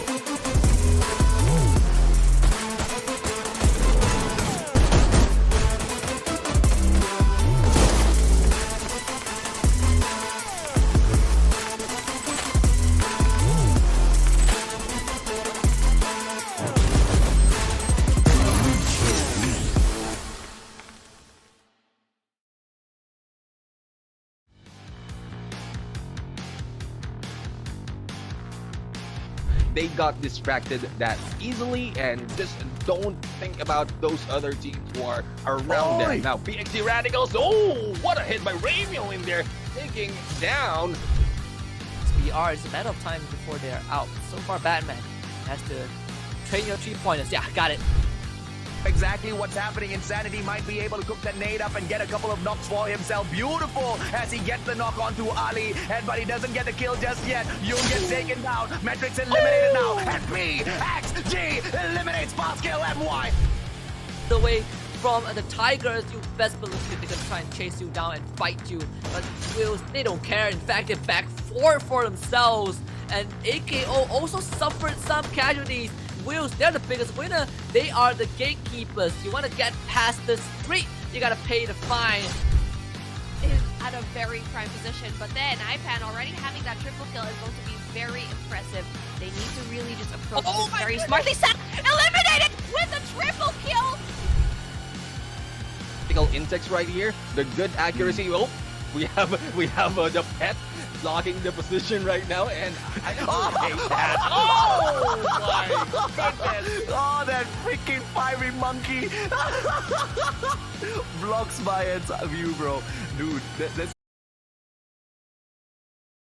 Fire MCP Majors Season 2. Danley, which of those teams are you worried about after seeing those crazy Group A versus B matches? I think the very obvious one is Freedom Rumble. These guys only scored 4 points in their first 2 matches of today, and we already know that they're one of the teams that are at risk of losing that top 12 position. And this was a team that was, what, top 8 at some point, and they were comfortably up there, but they've just been slowly falling down the leaderboard as the competition. I think we have to give the competition some credit. Everyone has also been improving over the course of the season. So unless we see some changes from Freedom Rumble and they can really kick it into gear for their next 2 matches, which these two matches with Group C, it's their last hurrah for this week, and then they'll have to wait till next week to play again. Yeah, there's no other chances at this point, but we're going to find the overall standings. That's going to be coming up here. And if we're looking at it, again, you just mentioned, Woo's, Freedom Rumble. These are the teams that are outside looking in. Argon Malaysia, this is the team that's peaking at the right time. We saw them all the way at the bottom. They're making their way up now. They're 13th with that booyah there. They're coming on very, very strong, giving everybody else a run for their money. And Bloody Head, of course, just kind of moving on up. But hey, SAF didn't have the greatest of matches today. I mean, they're still up top with 560 points, but PXG right behind them. Do you think that PXG can actually catch up to SAF? A little bit skeptical. Of course, it's going to depend on their final matchup of the day, which is A versus C, because they're not playing for this next round, right? It's basically SAF's time to build up, at least pad their points, right? So PXG have to also match them. At the moment, I don't think they can. Okay. All right. Just because of how SAF generally play against B versus C. I do want to quickly mention, though, from the teams that played last round that are playing in this round, Bloody Head and Argon MY, these are the two teams that actually got the most points from those 2 rounds, with Argon getting 30 points alone and Bloody Head actually being able to get 29 points from those 2 games. So if anything, I want to keep an eye on those two, because not only are they competing, firstly, Bloody Head to climb up the leaderboard and take over Tactical Intex's spot, but for Argon MY to reach that 12th position. I mean, Argon Malaysia, they averaged like 26 points in an entire day. If they're already at the 30-point mark, everything else from here on out is just gravy. I don't think that's going to stop them, considering they do need to get into that 12th place. They are running out of time, though. They want to make sure that they're doing it safely and comfortably and making sure that they're into that spot, because, hey, you don't want to let, Lady Luck kind of affect you. Go into that last match, and then all of a sudden, will you get in? Will you get out? I'm not sure. We're going to have to find out, as we've got 2 more play days after today. We're going to still continue on with that, but we're going to go into Group B versus C. This one's coming up. Group C is just going to be coming on board. What are the teams that you're looking for in Group C? Clearly, SAF, this team just demolishes this group for some unknown reason. Although, now that I take a look at my notes, though, Group B versus C is actually the field for this. It's the majority of them is the teams towards the bottom end of the bracket. You only have 4 teams that are towards the upper end of the bracket for this group. So maybe SAF are dominating because this is considered a weaker group. You got to be honest, A versus B, it's a scary matchup, but I know everyone watching is very keen to jump into the matches, and I do believe we are just about ready to start Group B versus C. Let's hear what the casters have to say as we jump right into Bermuda. AJ and Husky, take it away. Yes, AJ, B, and C, but thank you to our hosts once more, Daniely and Holler. Let us introduce some new teams into the ring, because it's going to be Zev Squad, Umbrella Reborn, Cannot Brain, 4X Expert, AKO Legends, and Tactical Intex. These guys are going to take on Group B in possibly an unfavorable showdown, because everyone agreed that Group C has the lowest average score out of all the teams, and of course they are considered as the weakest group, but I feel like you can't question that, right? I mean, AKO Legend is the representative for the team, and this is the best shot that they have. They're in 6th place, 2 points behind Almighty. A lot of room for them to work with. But we'll see if AKO Legends can bring forth that result. But everyone else, they got to step up the game. Yeah, let's see exactly what they have to bring on in here, because Group C, I don't know, man. I don't know. Auto knockout. Yeah, we can expect some consistency from them. 4X Expert, they've been on quite the journey to discover a few new strats. I don't know what they're playing at, but they have to be careful because they have dropped way too many points, and they should be stepping it up today. So I expect it to be a day where 4X Expert gets into that final zone as well. Let's see exactly what breaks down. They could be coming across Cannot Brain at peak first off in here, but Cannot Brain seems to be breaking off away in towards Kotatua. So all clear as the teams pick their first drop zone. I think the funniest thing about some of the teams in Group C, Cannot Brain, UFB, Zev Squad, these guys, before the shuffle, the mid-league shuffle, they are also in the same group, right? They just can't get away from each other. I don't know, maybe the lottery is not in their favor, right? Somehow there's a mid-season, mid-league shuffle, and they still end up in the same group. And they have been known to be the teams that just hard drop each other, take each other out for the first 3 weeks. But if that's how it's gonna be, I mean, they have to make do with what they have. In Zep Squad, 15th place. You look at them and metrics. There's a lot of work to be done. 29 points in terms of difference, and with only 12 matches left for the guys in Group C, this is way too close for comfort. Yeah, SAF with Z Squad just behind them. They don't really want to take any early engagements in here, although Z Squad might be one that they can easily bag. I don't think SAF is looking to take any one of those risks because this team has been on quite a roll and they are very, very persistent in terms of making that gap that they have at the very top of the leaderboard ever so wider each and every single opportunity they get, Husky. Yeah, SAF, they always had this pattern of completely bombing out in the first 2 games, and then the third and fourth game they come online. I am starting to believe that it's probably just the groups that is affecting SAF performance. I mean, the heavy hitters from Group A are just harder to deal with, but we'll see if SAF can kind of feed on the Group C teams. I mean, if they can, then they will be able to extend their lead by a mile again. Yeah. And let's see if or not they will be able to do that because PXG is a team that's trying to catch up. They're taking a break now, a well-deserved breather before they jump on in against Group C. And I do expect PXG to bag 2 back-to-back booyahs when they do drop in on later on, right? Because apart from that, I don't see any other teams, as hungry today. Fast Killer MY potentially might be that one team that is equally hungry, but PXG has got so much more to prove because we so far have pegged SAF as that one team that you cannot catch up to. And if PXG manages to get close, I think they would have earned a bit of name for themselves just in doing just that. Yeah, they still need a bit of work to put themselves within touching distance, but at least when they look straight on the field, they can at least see the silhouette of SAF in front of them. At least where the target is. You can see that the visible indicator compared to when SAF had like more than 100-point lead. You just don't know where they are. So I would say PXG Radicals, they're on the right path. But I agree with what Dan Lee said earlier on. Catching up to SAF is a completely different ballgame. Oh, absolutely. No doubt about that at all. Do easy. Catching up with Zed and will be running right past Monarch. Monarch not even spotting that, allowing Jembal to take him down. And now Blade will be popping off a couple of shots, but he's going to be in such a tough situation because a nade comes flying out of nowhere. Zed, Blade down now. They are down, and did he take himself out? I don't even know what happened there. This squad has a very weird opening, but they still have a chance, right? They only lost 1 guy, and 3 versus 4 is definitely winnable, and Lavis is going to show that straight away by taking out Jembao. Shah will come in from behind, but those Blue Walls is making things pretty tough.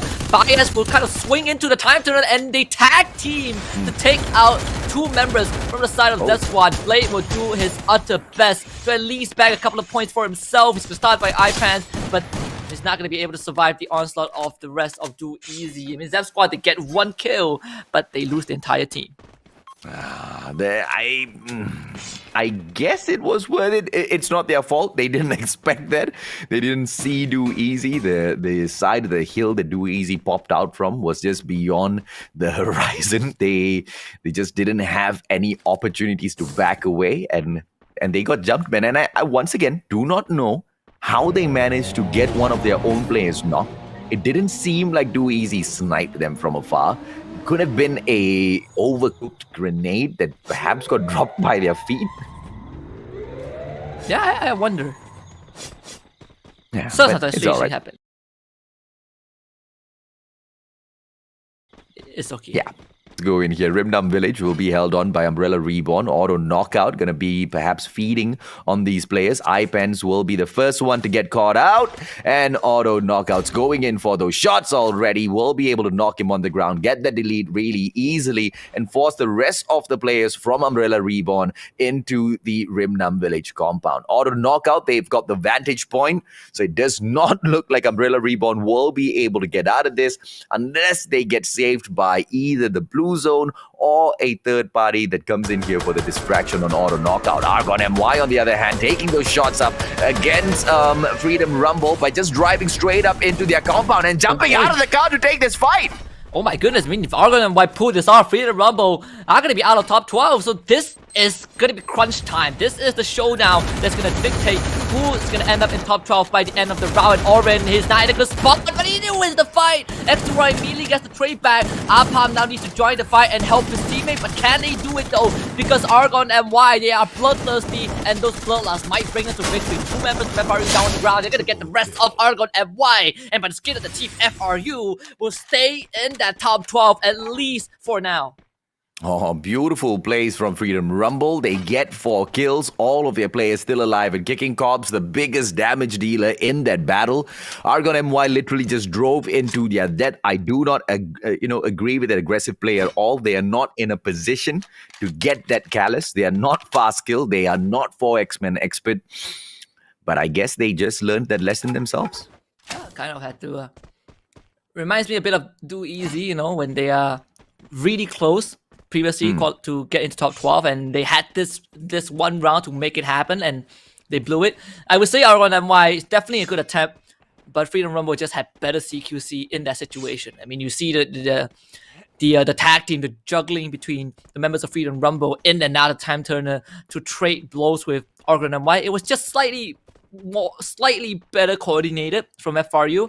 I think if Argon MY didn't have to deal with, you know, such a well orchestrated offense from Freedom Rumble, probably would have won that. But when you get into these kind of CQC, it ends up being a coin flip to a certain extent. And Argon and Y, they were not able to call the right side of the coin, and they will end up losing out the entire team. Now let's see exactly what Zapnu will be able to pull off in here. ITX, SAF right in front.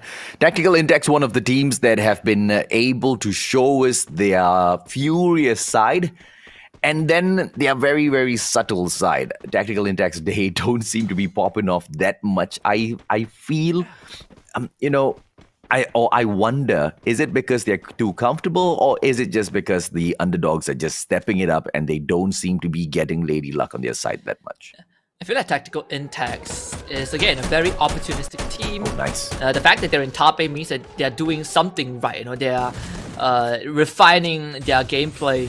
But for Bloody Hit, they are facing off Cannot Brain, and of course Cryfu will be the first point of contact. But it's not, he can't run too much farther unless Cannot Brain don't go for the immediate push, and it seems like that's going to be the case. In fact, I think Bloody Hit, they have Cannot Brain surrounded. Now it's all about winning the gunfights, and with Multi down early on, this is going to buy a bit of time for Cannot Brain to push on with that advantage. And one is the Gundam Morgana. So Bloody Hit, despite having a bit more of an angle to play with, they might not be able to get out of this alive, because Mark is going to get pushed by the members of Cannot Brain. He does down Samurai, but he won't be able to finish him off because time is not on his side. He will have to rely on that blue zone to push Cannot Brain into a bad position. He does turn the corner to gun down guns, but at the end of the day, it is Cannot Brain that reigns supreme. They're gonna plant their flag on the dead bodies of Bloody Hit. Yeah, that's fine, man. I mean, even if they do go down here early, they don't have that much to worry about because they've done enough in here. They're 21 points ahead of Views. Views not playing at the moment. They will get their chance later on in the final 2 matches of the day. But Bloody Heads should be able to recover. They've got one more game ahead. And I think that, this is the breather that they need after they've gone in there and given it their all in the previous match. So let's see exactly what they'll be able to do later on. Auto Knockout would be able to perhaps meet Freedom Rumble shortly. Just a little bit of that open area between Freedom Rumble and Auto Knockout. If Auto Knockout catches wind of Freedom Rumble, it's game over for Freedom. Yeah, I mean, FRU, they have nowhere to go but forward, and it's straight into the Tiger's Den. The AKO Legend in a pretty good spot. The rotation from FRU, definitely a good one as well. Sometimes you want to move along the coastline just so that you can avoid all these confrontations. But if you run into the spot where FRU is in right now, kind of unlucky, but you have to make something happen. They had a good start. They took out on Malaysia, the team that is about to catch up to them, so they will stem the bleeding. But they cannot, slack just yet. If they can get through AKO that is going to put them in a more comfortable spot. But even if they don't, at least they know they bought themselves one extra round. Do easy hopping in towards the zone real quick, and they will be safe for the time being. It's going to be ITX taking up a fight against MTX, outnumbered for the time being, but Trix manages to tap his health right back up. I meant to say top, but it's okay. We will let that one slide, Husky. It's okay. It happened. I mean, when I was casting with Beef Mommy, my English completely went haywire. I said worse. So it's like this England completely falling apart. So you're doing fine. Sometimes the England just goes haywire, man. Yeah. But it's all right. It's all right. We will be focusing right back onto Auto Knockout as they spot SAF. But Auto Knockout in the danger zone, they won't be able to jump out or go in for that aggressive push. Metrics in a similar situation. So everybody's got to stay put. SAF, on the other hand, cack away from this spot if they want. Auto Knockout will not be able to go into pursuit. And this might just be the game changer that SAF needs. Yeah, we'll see if SAF can make it work. I mean, they are in a pretty decent spot. They're not pressured to take any fights. So they probably can wait a bit longer and see how this pans out. I mean, SAF, again, they're at this point where if they mess up the first 2 rounds, not a surprise. They have to circle in their favor. They can't gatekeep, I believe, Umbrella Reborn and do easy. But knowing SAF, there's a chance that they might start moving in, and if they do so, it's gonna be straight into AKO Legend, and you have Freedom Rumble, and they've got Tactical Instax on the horizon as well.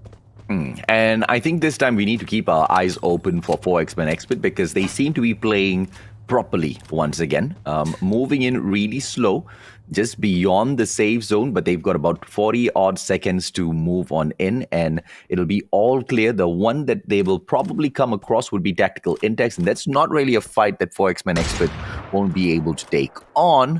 But that being said, Tactical Intex has been hungry to eliminate 4X-Men Expert because they're literally just 3 points behind them on the leaderboards thus far. Yeah, I mean, 4X-Men Expert. And as we say that, they started out. I mean, 4X-Men Expert, I was just about to say, for the first quarter of the group stage, they are just climbing. I mean, they're the new kids on the block, right? They come into FFMC, they put on a stellar performance, qualify for the grand finals, and now in MCP Season 2, they are still in top 8. And this is going to be the deal breaker. They have already killed out one member from ITX. This is going to give them the advantage. And Rybel, he is very far in front, but it also gives them the side angle to work with. Rosso does take up a glory on this off screen, but it's a very dangerous encounter between ITX and 4X-Men Expert. I mean, Shooks, he does take a bullet to the head, but somehow survives that fatal shot.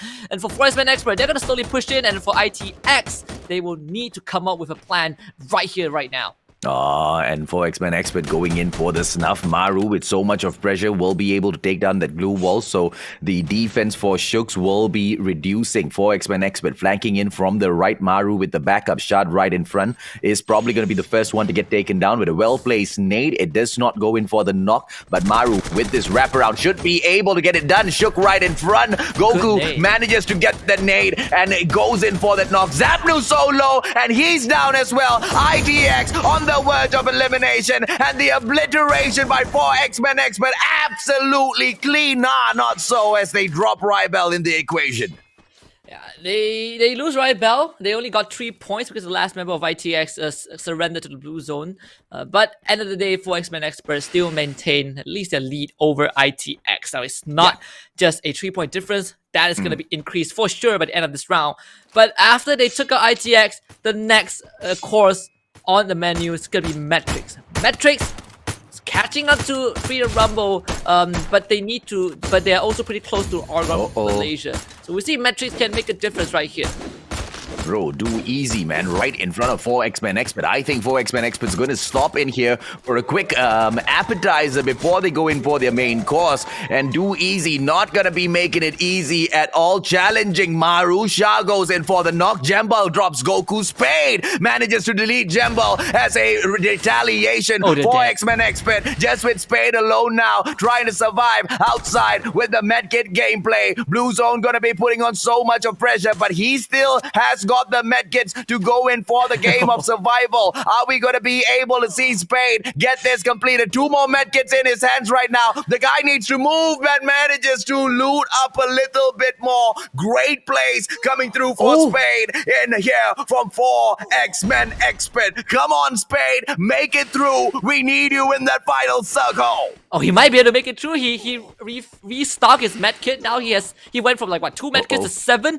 But Shah is prone down there. Like if Shah can actually ambush him, he has the inhaler. He's got a big case. So close to the circle, but he took a bit too long, and he's gonna die to the blue zone regardless. As Umbrella Reborn will also be the next team to be wiped out. Freedom Rumble not looking too hot. They have 4 points under the belt. Vegeta is the last man alive. But they need more than that. They need way more to solidify themselves in the top spot. Sure, they already have a lead, but you have to remember they are on the ropes. McCrory is gonna bomb taken off screen, but cannot brain coming in from behind. With Vegeta, his time is numbered, and this is gonna be the final stand. He has to survive. It's only a matter of when he gets out. Cannot Brain is still alive and kicking. Too easy, getting taken out. Auto knockout as expected. Moving on into that final circle as the aggressors. The ones that I think who will be able to pick the Booyah up once again. AKO, they look steady. And the ones to challenge them, Metrics as well as Cannot Brain. Too easy, bro. But Metrics, they have got that fire furiously burning in their hearts. They need to take this. They need to get the victory. They are in the 14th position right now. 25 points away from that 12th position, and Ash gets knocked onto the ground. Yeah, and this is the best spot for AKO Legends simply because they have a compound to work with, so they should be able to gatekeep everyone else and turn this into a firing range. But Taker's gonna be knocked down, and Dekos would need to immediately pick it back out. Samurai, on the other hand, is also gonna lose his life as Rosso holds the fort and prevents everyone from outside to come into the zone, to the compound. Everybody is best to bring his teammates back out. Decos will go in for the disruption. The Glue War is going to buy a bit of time, but it's going to hurt so much for the Blue Zone. And RNG's day is numbered for sure. He's going to be knocked out, and it's down to both AKO Legend and Metrics. But guess who has the advantage? It's going to be Metrics as Taken is out, and it's going to be Mantai now leading the charge, taking out AKO Legends, and Metric puts one on the board. This is the Booyah for them, and they're one step closer to the top 12. Oh, what a play, Metrics.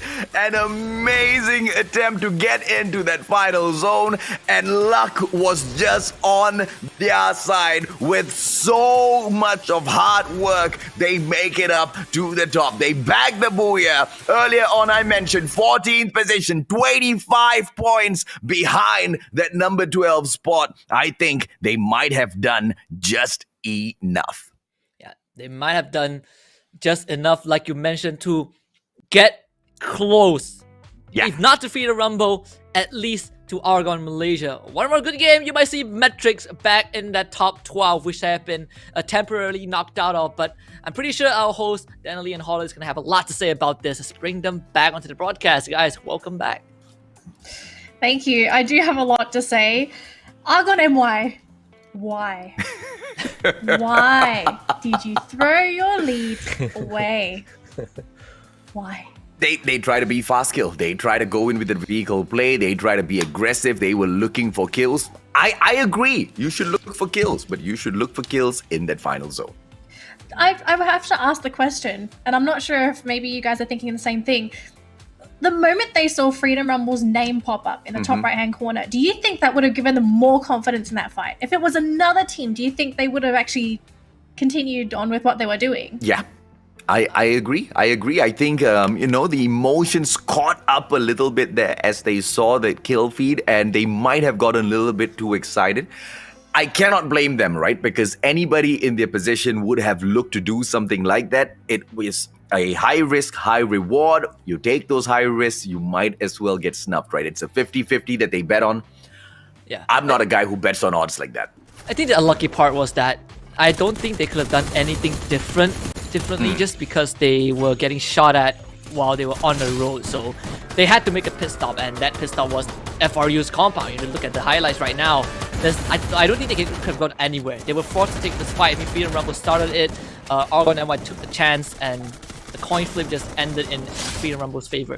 It would have been nice if Argon NY actually took a couple of points off of that, but it was not the case. Yeah.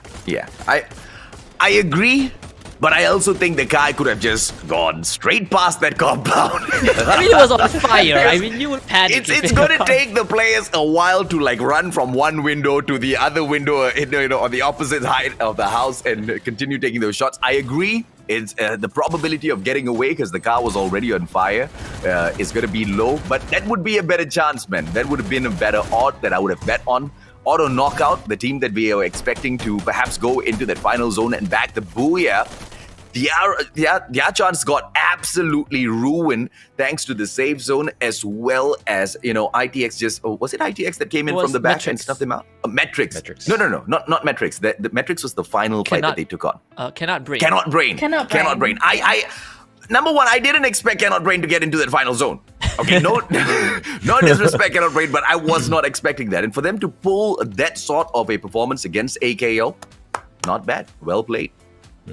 Cannot Brain there. They got their first booyah of the entire league, right? I don't think anyone expected this guy, right? In terms of the team just trying to step up there. But for me, I think it comes down to all of us, right? We kind of talked a lot about Argon Malaysia. We talked about Bloody Head. We pumped them up a lot, and I think it just went straight to their head in the sense of just overconfidence, right? At the end of the day, you still need to play smart, and you need to play within your own strategy.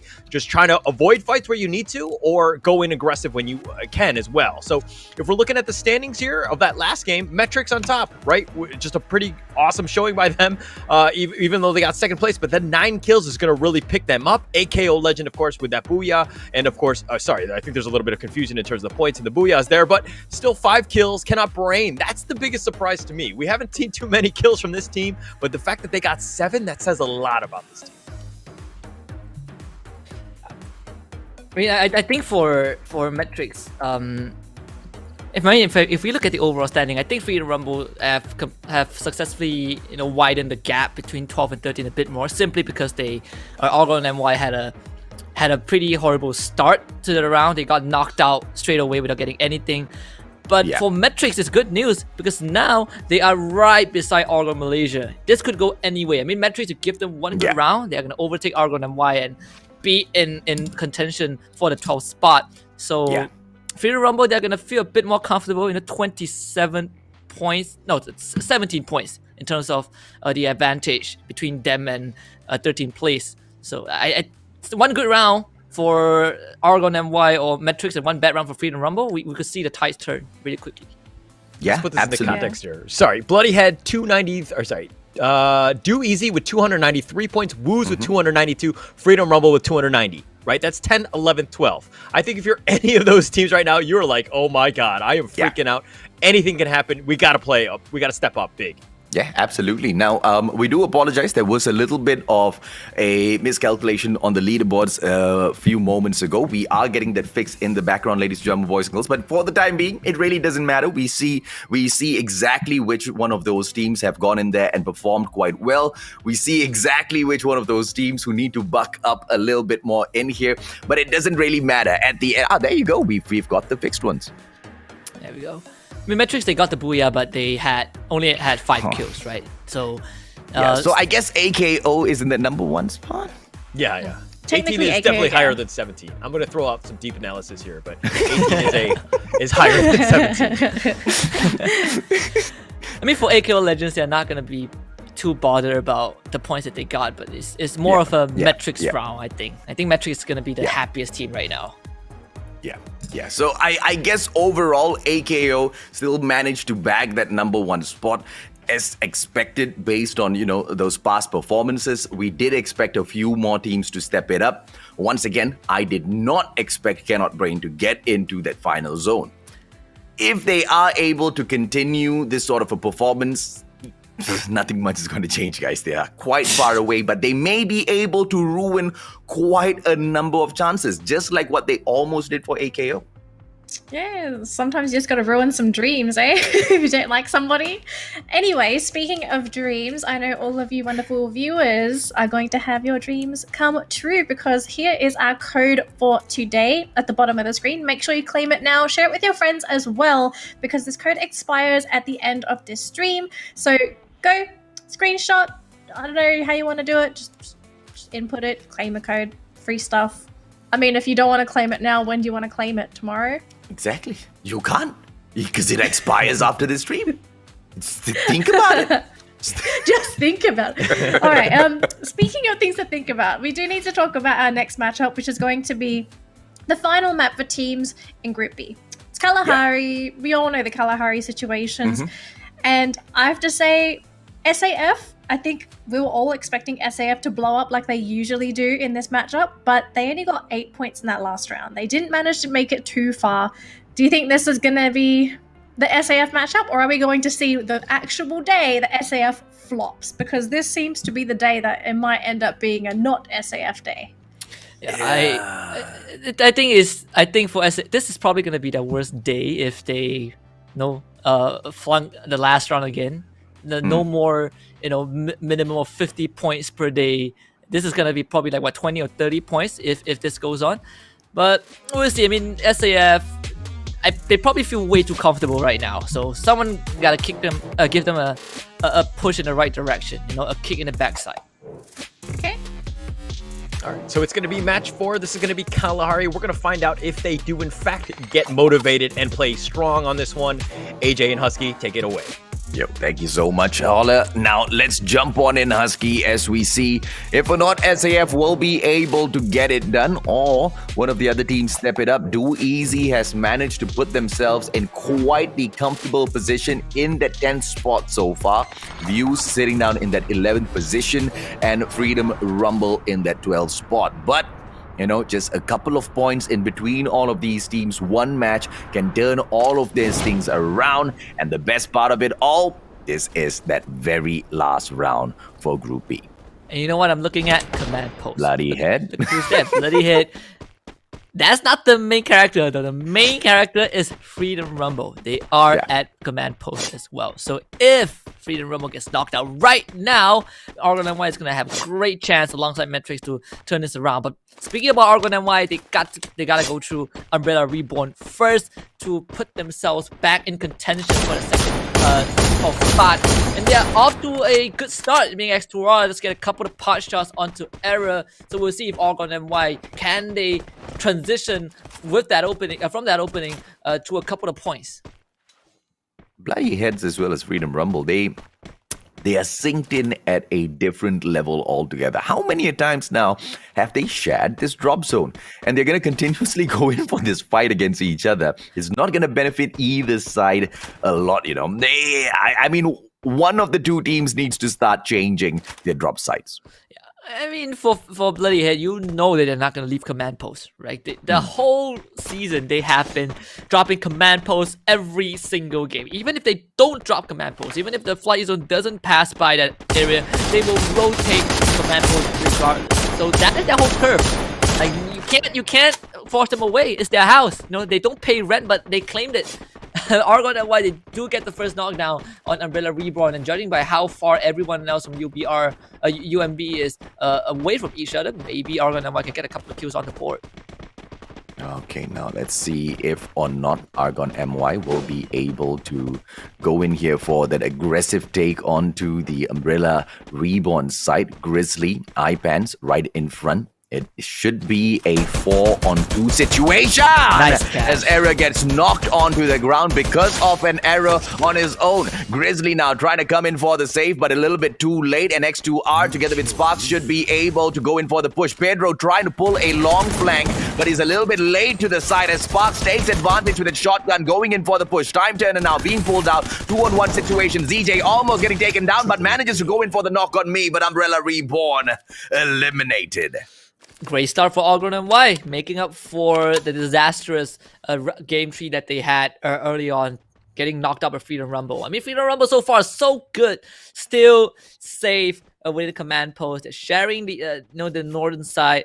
They're claiming the northern side for themselves. I mean, Bloody Head has control of the south side. This is kind of like a division in power and territory, but that Bloody Head is gonna make them move pretty soon, or at least judging by the trajectory of where these two teams are moving, Bloody Head feels like they're ready for a push, and Freedom Rumble, they're no strangers to confrontations, and they're gonna take on the challenge. So we'll see if Bloody Head can take out FRU, or will FRU kind of come out on top.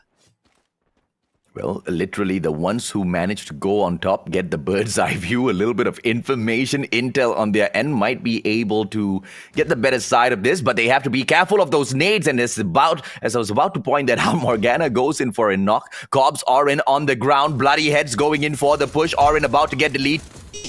Ground as well. Vegeta, run boy, run as fast as your little feet can take you. Bloody Heads, look at them. They're not even going in to delete the rest of his team members. They're going in for the chase. Cryfu coming in for the pinch, and the flank should be possible. Vegeta jumping out of his safe zone. goodness. Freedom Rumble getting eliminated so clean.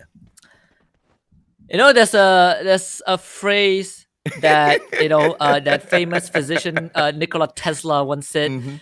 The stars align. It's not what he said, but the phrase something like that. It's something like that. The stars definitely align, not for Bloody Hit, but for Argon and Y.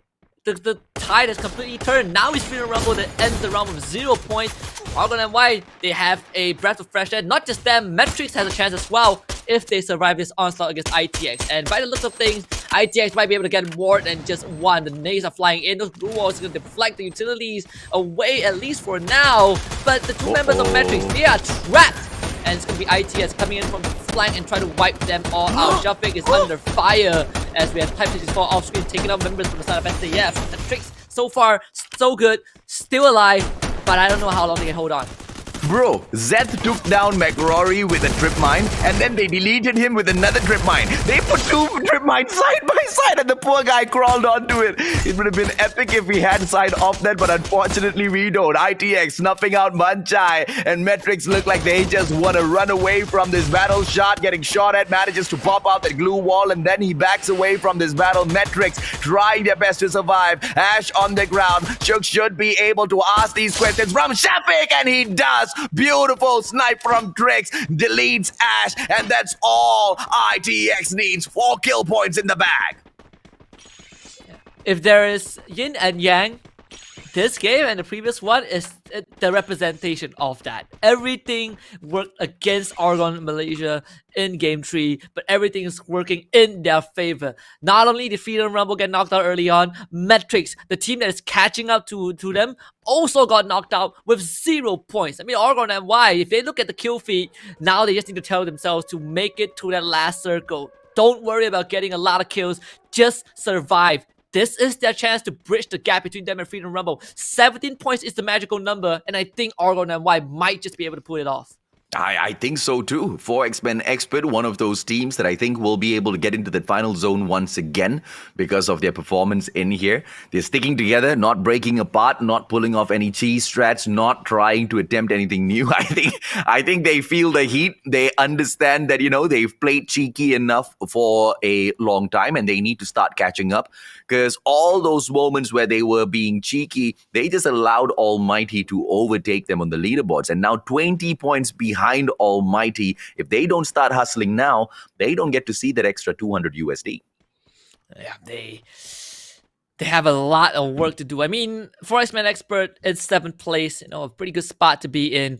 They 7 points ahead of Tactical Intact. I mean, for these two teams, I'm pretty sure they're happy about this, right? It is their first rodeo in a major, so being in top 8 itself is a huge honor. I mean, behind ITX is going to be Bloody Hit, who is 17 points to catch up. But every single team right now is cutting it pretty close. A bit from 6th place all the way down to 14. There's a huge chance that the standing is going to shift one way or the other. This next circle is going to be important though. SAF, they're on the very southern side. Now it's going to be a long journey towards Bayfront and Refinery. Do Easy still controlling Refinery as always, but look at where AKO is. They are at Bayfront, one of the best positions to be in right now. And Bloody Heads as usual at command post, but the question is, this time when SAF comes towards command post, will they abandon it a little too early, or will they punish SAF? Will SAF get caught between the blue zone as well as Bloody Heads? Bloody Heads need to take Cannot Brain out of this equation now and prepare for that fight with SAF, which obviously they cannot anticipate.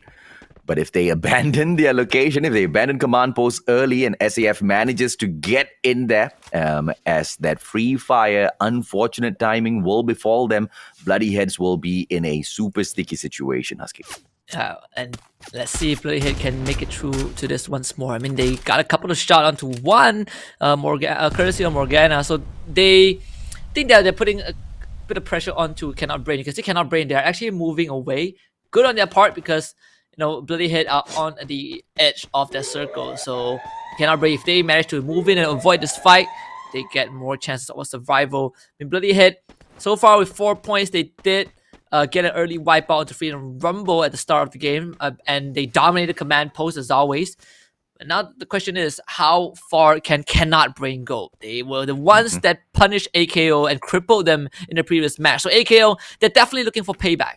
Yeah, absolutely. And they're going to be able to find that payback as well, because earlier Cannot Brain took out, Do Easy in the vicinity as well, knocking Samurai down and then getting the delete as well. Not going to be easy for the players of Cannot Brain as they take on AKO. This is a different scenario altogether. Earlier, AKO had to deal with the blue zone as well as Cannot Brain. Now, they can focus in on taking these kills. Yeah, I mean, Cannot Brain, they have not much room to work with. I mean, probably the best option is also the worst option, which is to take on AKO Legend with a man disadvantage. But at this point, not much that they can do. Do Easy already know where they are, so there's a lot of information being given away to AKO Legend. They know that Cannot Brain is not the only team around, but they also know that in terms of CQC, AKO is just more mechanically superior compared to Cannot Brain. It seems like AKO, they're going to play this safe and move away to relocate to a better position.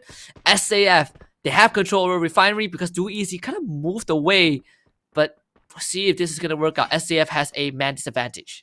Yeah, I really liked the play that Taken was going with earlier. If he had managed to pull that off, it would have definitely been one of the craziest highlight reels of Free Fire. He goes upstairs, pulls out the glue wall, expecting to catch the other team off guard by tricking them, making them think that he's on that second floor. But it was just a little too late for him to pull that off. They took their own sweet time getting him there. Yeah, all the mind game. I think early on when Argon MY took down, was it Zev Squad? They actually used Zev Squad's glue wall against them. That is how Spark kind of got the flank off. Now that I think of it, just all the minute details. Yeah.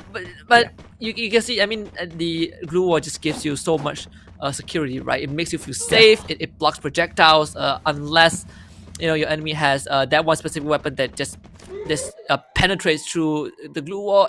Every other bullet is just going to be stopped by the structure regardless. AKO Legend in the center of the circle, they're going to be joined by ITX. This is going to be pretty interesting because all the other teams are going to start pouring in from all corners of the circle. So we're going to get a scenario where everyone just starts shooting at each other, with no regards for other people. I mean, Forestman Expert, going to be in the crosshair of Taken. Now, let's see if or not AKO will be able to knock Rybel out of the equation. He manages to spot him, but it is Rybel that instead takes him down. Beautiful glue wall right in front of the window to allow him to get picked up. It is iPad taking down Marty, and then the delete coming through as well. A little bit too quick, and now Do Easy trying to snuff out Bloody Heads as they try to maintain with their score and climb up a little bit more. Do Easy is 1 point behind. Oh, sorry. Do Easy's 21 points behind Bloody Heads. And if they want to make it through, if they want to make it even closer, they need to do way more than that, Husky. Yeah. They're 1 point ahead of Wheels, but like I said, they're 21 points behind a Bloody Head. If they can get a booyah, they could definitely overtake Bloody Head in this round. But Bloody Head still in the game, and they somehow snuck into a compound only to be shut down by Zep's squad. Oh, so it was Umbrella Reborn that got taken out early on. My mistake. Zep squad still alive. So Zep squad fans, please do not clip this. But yeah, I mean, Zep squad is very far away from the 12th place. I mean, 227 compared to Metrics 272. A lot of gap to cover, but when you're in these kind of positions, the next best thing you can do is to mess up everyone else's points. Do Easy. Yeah. They're rushing in to contest AKO Legends. It's going to be interesting. Okay, now Do Easy, AKO, 4X-Men Expert, taken from afar with the grenade launcher. And 4X-Men Expert is the distraction that Do Easy needs. And Do Easy, if they manage to pull this off, they should be able to eliminate auto knockout from this equation and then continue in for that play, for that final save zone. This is going to be the final push. Shooks here from the shot from afar. Decos manages to go in for the knockout to Bayets. There's no delete coming through just yet. And out of nowhere, Maru takes the kill. Sha for Do Easy. They are trying to stand strong. And auto knockout getting snuffed one after the other. They actually took out auto knockout. I mean, Do Easy, they lost by yes, but they have 6 kills in the bag. SAF, they're on the horizon, but they're not in a condition to fight. So for SAF, it's all about the survival game, tactical intact. So they do see Argon MY on the very far end of the circle. With AKO taken out, Argon MY, it feels like they have a very straight route into the safe zone as Rybell is going to throw that nade and he connect onto iPans. That is going to be a finisher right there. There's nothing much Do Easy can do in that situation. But Guns from the side of Cannot Brain is going to take out place with the grenade launcher as Zipnu is going to watch from afar as that Hawkeye for his team. ITX still in this game as Bloody Head's going to be knocked out. This is an absolute bloodbath as Cannot Brain surrender to the blue zone. Shot will pick up 2 for himself on courtesy of Zep Squad members as 4X-Men Expert continues the surge into the blue zone, but they are now going to be in range of Argon MY and Pedro will spray down Maru. No chance for them to survive. Do Easy gets knocked out next. Rybell here, final player for the side of 4X-Men Expert, just staying put, trying to make sure he does not get caught out. X2R takes himself out of the equation. Spark manages to go in for the knock on Shook. Argon MY still trying to get into that final zone and be the ones to back this, and Spark managing to go in for the delete as well. Argon MY doing amazing in here, Husky. What an unexpected showing on here for today. Pedro very close to getting taken out, and now SAF, let's go! Unfortunately takes himself down with a nade. They might be able to do this though. There's still a chance with Pedro. He's trying to crawl away from that blue zone, but he's closing in. First man expert is going to be out. Argon MY have most members and they do it once more. Second booyah of the day, and guess what? Argon MY have completed that redemption arc. Last game on this Sunday for them, and they close it out with the best possible result. I am super duper amazed, man. Once again, everybody thinks that Group A is the group of death. For me, it's Group B, especially in a stage of the competition like this. All of these teams are hungry. Metrics, Argon MY, Do Easy, Bloody Head, Freedom, Rumble, and SAF, the only one within this group that does not have to struggle, does not have to stay hungry, but they stay hungry, Husky. It doesn't matter how the chips fall. For us, we are having a lot of fun. Let's bring back Daddy as well as Holler back in here. Welcome back, guys. What a way to finish the round for Argon MY. I mean, that booyah offset their bad performance in the last round. Yeah. Enough. Do you want to be first place or do you want to be 12th place, right? I think Argon, you got to pick one of the two, and I think they really like being on top. The second booyah, did not really expect that one. But what about that grenade from Pedro? Like, was that not the most ridiculous thing? Like, you're going in and you blow yourself up? Like, that is the highlight reel of bloopers right there. X2R took himself out with a grenade launcher, and then Pedro was like, I can match that. Watch me, I'm going to use a grenade to take myself out. But they still survived until the very end. And thankfully, no one was there to punish them. I think they ended the round with like, what? So, yeah. I have a feeling that they overtook Freedom Rumble. Easily. Yeah. I think so. Easily. Easily? I think they would have easily taken over. Fair enough, fair enough. I mean, they needed 17 points. They got the booyah. They bagged quite a number of kills. I don't see why they wouldn't be able to do so, right? And I'm a little sad. I have become a Group B fanboy, and now the teams in Group B are no longer playing. Look, okay, to be fair... Yeah, Holla, you say sports, bro. Look, I mean, A versus C is pretty good too, because if you take a look at the teams in A versus C, right, the majority of the teams in those two groups are in the top half of the bracket. So yes, we're not really looking at the lower end race anymore, but we do get to see some really top tier Free Fire. Yeah, of course. And that's the problem here, because it's going to be a little we should be able to anticipate exactly what's going to happen, who's going to get eaten up alive, who's going to be able to climb up there on top. The excitement, we don't see the excitement coming out from, teams like Z Squad, Umbrella Reborn. We saw a little bit of it a couple of weeks ago, and it seems like these guys have given up on the league stages itself, and I hope that changes in the final 2 matches that we have in here for today, because if they can actually show us what they've shown us in the past couple of weeks, we are in here for a treat, guys. Yeah, we're gonna see that, and you're seeing that even with Argon Malaysia. I think that these guys are 11th place. They're 11th or 12th place. They're definitely in the top 12 right now, especially with 2 booyahs right now. I mean, that was just an amazing performance by them, really putting themselves back in the game. Now I'm worried for Woos, Freedom Rumble, Metrics. Like, those are the teams that have kind of faltered. We haven't seen too much, but let's look at this. 25, what a monster game by Argon Malaysia. 13 kills on top of that. Tactical Intex, this is the powerhouse of Group C, who has been largely quiet. This is a pretty big one by them. They 18 points for that. Do Easy again, step it up when they need to. 14 points for them, and 4X-Men Expert with 11 points. And then, of course, Z Squad and Bloody Head. And, Supreme Assault Forces, yes, they've been kind of missed today. Do you think that they're sitting in their ivory tower just sipping tea and just being like, look at these other guys play? Yeah, we've said a couple of times that SAF can take a break for a week and they don't even have to bat an eyelid. Yeah, here's them taking a break, and they literally do not have to do anything. They don't have to stress. They don't have to feel the heat like 4X-Men Expert, who clearly have started feeling the heat. They are bringing in a little bit more of those points in comparison to yesterday. So moving on, because we are going to be saying goodbye to Group B for this week. They've completed all of their matches. We do need to start considering what's going to be happening at A versus C, right? Because we're still looking at 2 more matches for both of these groups, and the potential for some shifts to be made on the main leaderboard. If anything, I want to look at the leaderboard now because I want to see what's happening with that 12th spot. I need to see it with my own 2 eyes. Well, I'm going to tell you, Argon Malaysia, they made their way in. I think the other one was kind of like the falling of Blacklist, right? We haven't seen too much. Again, they have 2 more games. They've stepped it up a little bit, but in terms of placement, that is a team you really want to be looking out for. Now, 4X-Men Expert, AKO Legend, another 2 from Group C. They've had a decent showing so far. They kind of need to just step up, make sure they finish strong, because you don't want to get bounced out of the top 8. I think in terms of money, you definitely want to be kind of up there. So, Husky, what team kind of sticks out to you going into this Group A versus C matchup here?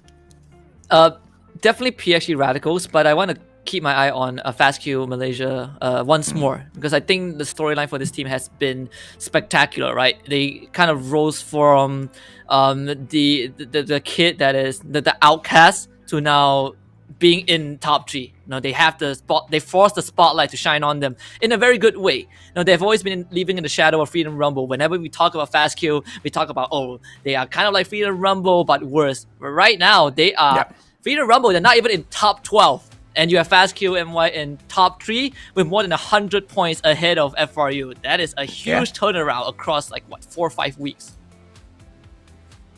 So FastQ, though, you said the whole analogy of outcast their kid, but are they able to handle that social pressure? You know what I mean? It's one of those things where they need to keep it up consistently. Are they able to perform at a high level, moving forward, especially when you have a monster of SAF and PXG, both, hovering down, putting them into a place, and then they are the most popular kids in this scenario?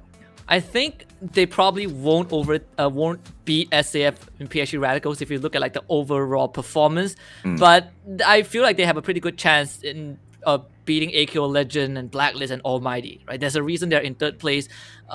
It's also because AKO Legend and Blacklist had poor games so far. But with what FastQ MY has shown us, I definitely would put them slightly above AKO Legend, even though the throughout majority of the league, AKO Legend felt like the stronger team. Okay. So it looks like we're going to go and take a little bit of a break as we get into Group A versus Group C. That's going to be coming up. That's going to be with Bermuda. But first, we're going to take a quick break and we'll be right back. Free Fire is one of the most popular shooting games in the world. And recently, we developed Free Fire Max as a separate app and upgraded the gameplay experience. This was a completely new concept for us. Every team that was involved had to pave new paths in their respective crafts. We optimize Free Fire Max according to our countless hours of FGD content. Through Free Fire Max, our players can experience the Free Fire they're so familiar with, possibly with more treasured memories.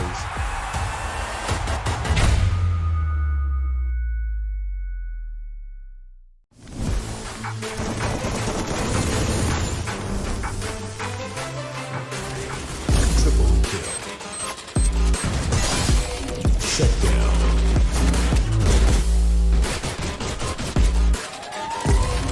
Quadruple kill. Quadruple kill.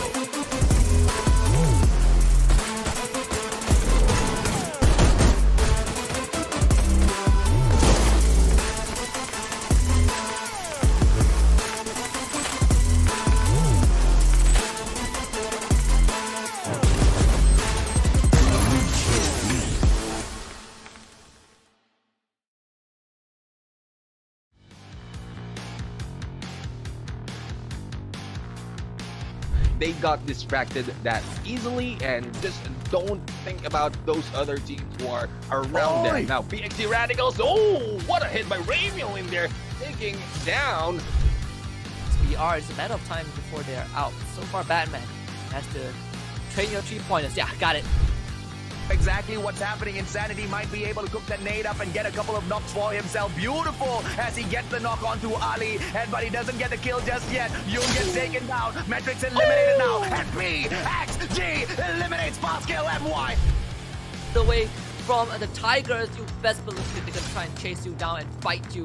But Wills, they don't care. In fact, they back 4 for themselves. And AKO also suffered some casualties. Wills, they're the biggest winner. They are the gatekeepers. You want to get past the street, you gotta pay the fine. Is at a very prime position, but then IPAN already having that triple kill is going to be very impressive. They need to really just approach this very smartly. Eliminated with a triple kill. Intex right here, the good accuracy. Oh, we have the pet blocking the position right now, and I hate that. Oh my goodness! Oh, that freaking fiery monkey blocks my view, bro. Dude, that's the first time I'm seeing a pet. Hello and welcome to day 10 of the Free Fire MCP Majors Season 2. We're going into match 5 here, Danny. Now let's talk about A versus C. Tactical Intex 4X-Man, they had a pretty good showing in the last match, going in 2nd and 4th place. But are the teams in Group A actually afraid of any of these teams in Group C? No, to be fair, I don't think these groups are afraid of each other at all because they are basically in the same situation. Both teams seem to have an equal number of Apex Predators in the group, and I think for the Apex Predators, all they're thinking about is getting the points. Who can they feed off of? And essentially in this, it's a free-for-all because it looks like it's going to be a coin flip. When you have too many Apex Predators, you have to also take into consideration what kind of factors are going to be happening in the game. Are you going to have a that game? Is it going to be a disadvantage because of RNG? Where's the circle? What weapons you have? What weapons the enemy has? So when I look at A and C, every match just feels as if you are picking a card and you just have to accept what you're given. Yeah, and the previous points have kind of gone with that in terms of the just overall. I think B was actually the highest scoring entire group. That was in the last play day. A and C are kind of a little bit behind in that sense. But if we're looking at the overall standings here, right? 3rd place through 8th place. This seems like a bit of a rat race in the middle tier here. But then 9th all the way down to about, let's go with about 14. I think that those have a realistic chance of being into the, the final 3 or 4 spots, getting into that grand finale of the top 12 here. But man, this is very, very tight. I think that there's so much to just talk about, at least in these 2 different segments. Which one do you want to break down first? I probably want to break down some of the teams that during the first round for both A and C. So one of the teams I'm a little bit worried about here is PXG Radicals. They only managed to get, I say only, they got 15 points. Now, for a team that's at the top of the bracket, this is not a lot to work with. It's very easy for one of these teams that's just under them to overtake them. So PXG, they're going to have to try and really pull their finger out during this next round if they want to maintain their position. I think in the same boat for X-Men, although they're not as high as PXG, I want to make a quick mention. Maybe you have the same sentiments that I do. They have been. They haven't been getting a whole lot of kills, but they've been doing well, at least in terms of placement. I think they've just turned it a little more passive. They've gone into survival mode, just making sure that they're in the top 12. They realize that, hey, it might not be the biggest deal just pushing really hard now. Maybe we're looking to save strats for that grand finale, but we're going to find out as it goes into Group A versus C. This is AJ and Husky. Please take it away. Thank you to Holler and Danley. Yes, it's going to be A versus C. And this is where the interesting part comes in. Both groups have the same amount of Apex Predator. Instead of SAF kind of being the top dog, now they are out of the picture. We're looking at AQ Legends. We're looking at Blacklist, Almighty. You name it, we got it. And who do you think is going to take the cake for these last two matches? Views. It's such a risky pick, right? But I think Views, they are desperate. They need to step it up. And I feel like in these final two matches, we might be able to see them in that final zone. And they need it, man. There's no if, buts, or maybes about it. And if Views does not step it up, the probability of them losing their standing within the top 12 definitely is there. So that fire has been turned up. The heat most definitely is there. I want to see if or not they will be able to achieve that, because not just Views, for X-Men Expert as well as Almighty, they have been on, I wouldn't say on the exact same trajectory. Almighty, they've been improving with a little bit lesser consistency. For X-Men Expert were on a run of practicing or trying, weird tactics, but they are back on the roll now. So, these three teams, man, we definitely have to keep our eyes peeled for. And this feels like deja vu, nearing the end of the group stage. Wills once again finds himself in the same position as they were in Season 1, where a couple of games is going to determine whether they make it or not. Now, again, in 12th spot, 2 points away from 13. Thankfully, Freedom Rumble is not playing anymore, so Wills have 2 rounds to make a difference and to catch up again to Argon and Y, because Argon and Y, they're also done for the day. So Wills, this is the time for them to make a splash. Blacklist International taking the fight up against Almighty early on. Views almost were able to perhaps get a couple of free kills on the expense of Zeth, but thankfully Zeth backs away from that equation. Almighty, they should have the flank on the players of Blacklist International. When they want to start this fight, they should be able to bring on quite a bit of pressure, but they have to be really careful. Jay-Z now, Nate right there behind him. Cobra pulls out the time turner in anticipation of some shots, but he just wastes that. Jay-Z, 10 HP down now, should be able to pull out the time turner. Finally does it, but Cobra backs away. And now this is a good fight between the two. And now it's a game of stalemate. Jay-Z backs away. Cobra right outside. Time turner not pulled out by either side. Medkit cannot be used. What? And it's just going to be Jay-Z who goes down. What the? How did Cobra do that? Cobra is probably the only guy I've seen in Free Fire that can move faster than a bullet. I mean, Almighty, the first time they did this, they failed. The second time, they got crushed by none other than Cobra. So, I'm at a loss of words. I have no idea how he does that. Yeah, unfortunate for the side of Almighty. The one that got caught out in that matchup was Jay-Z. And he's just not been finding his stride in this competition. Hopefully, he will be able to recover in the grand finals, because his squad will most definitely be needing him at his 100%. Batman, like the first match of yesterday, he takes his rightful place on a roof. But is this a blind bat or a blind bat with supersonic abilities? Because even yesterday, the supersonic abilities weren't used. I mean, he's still depressed, right? he saw that. He saw Ajim. He saw Cobra as well, as I believe, but he didn't take those shots. He wanted to stay silent. I mean, got a Batman, blind you bat, know bro. it's daytime, right? You know, like you know He's, they can- he's taking cover. He wants some shadow, bro. The sun is out. He can't do it. he just can't. You know, it takes a lot of courage to pull the trigger. Takes vision to pull the trigger. Well, Bat can't see in the bright daylight. But unfortunately for the side of Blacklist International, they are on a hunt. They are looking for this bat, but they can't fly. That bat can. The bat's sitting on the roof, quite comfortable.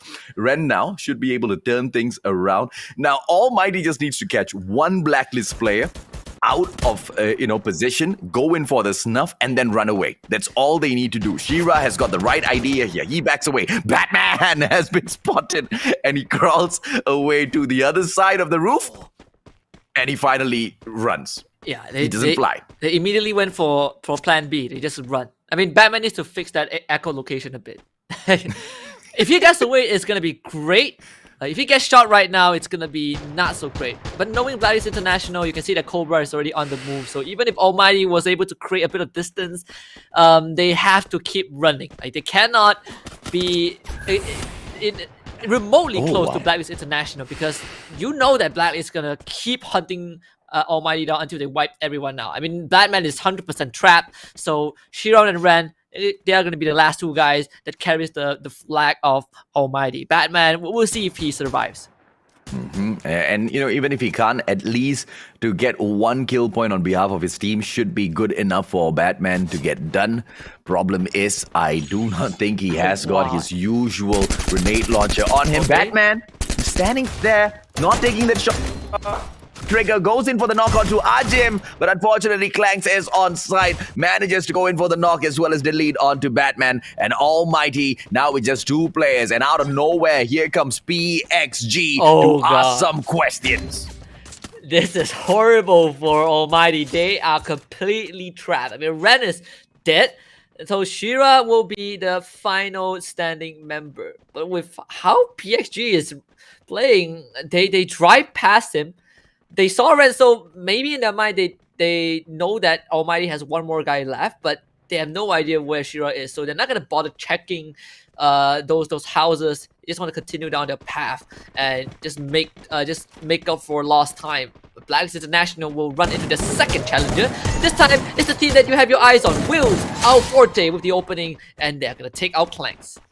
Beautiful play, and Views just needs to find another one for themselves, but that player for Blacklist International running away as far and as fast as he can. Blacklist International, this is what I like about them. At times when they know it's needed, they just go in for the split, man. They don't care breaking up, they don't care breaking apart, as long as you can play that game of survival. But how far has this team fallen? Blacklist International playing a game of survival? I never thought I would ever say that.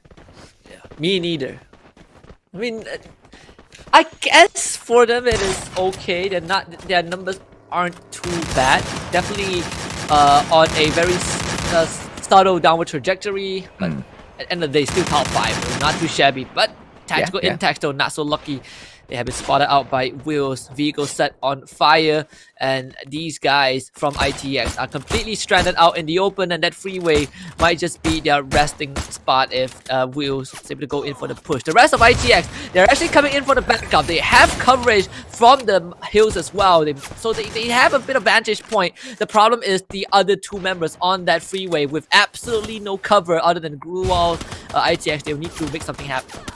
And I don't think Views. I thought Embalore just lost his life there. Alforte goes down Zapnu from afar. But now it doesn't really matter. Aoki is that. Pulls out his time turner. Embalore instead gets dropped down. Now Views are in a very sticky situation. ITX from afar manages to go in for the delete on the MVP of Views. And this just got all that much harder. Nade right beside Alforte. Not going to be taking him down. The guy doesn't even have a medkit on himself. Time turner will be pulled out just to give them a little bit of a slayer. And Alforte with that 20 HP actually goes in for a knock.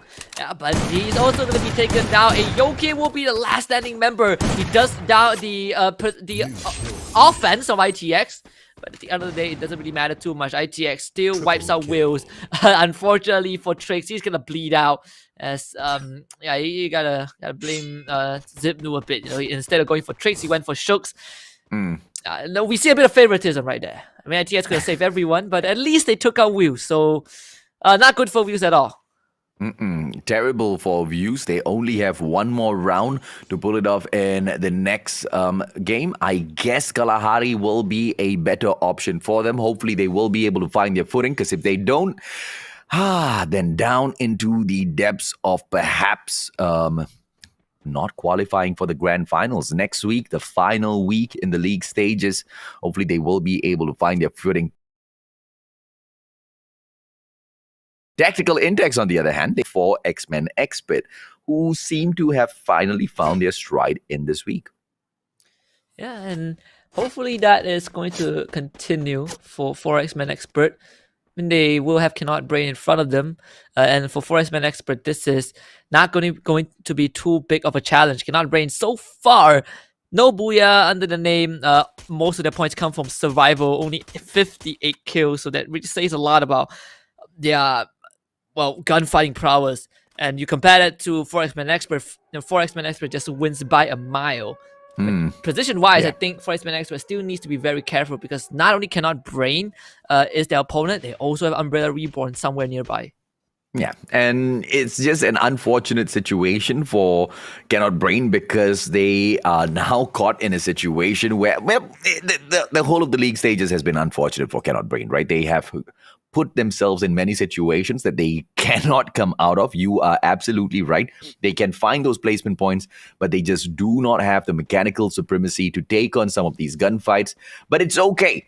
We've seen teams in the past that don't do so well, and we see them in MCP. What a huge difference. Bloody Head, a perfect example for that. So hopefully we can see more of Cannot Brain in the following seasons.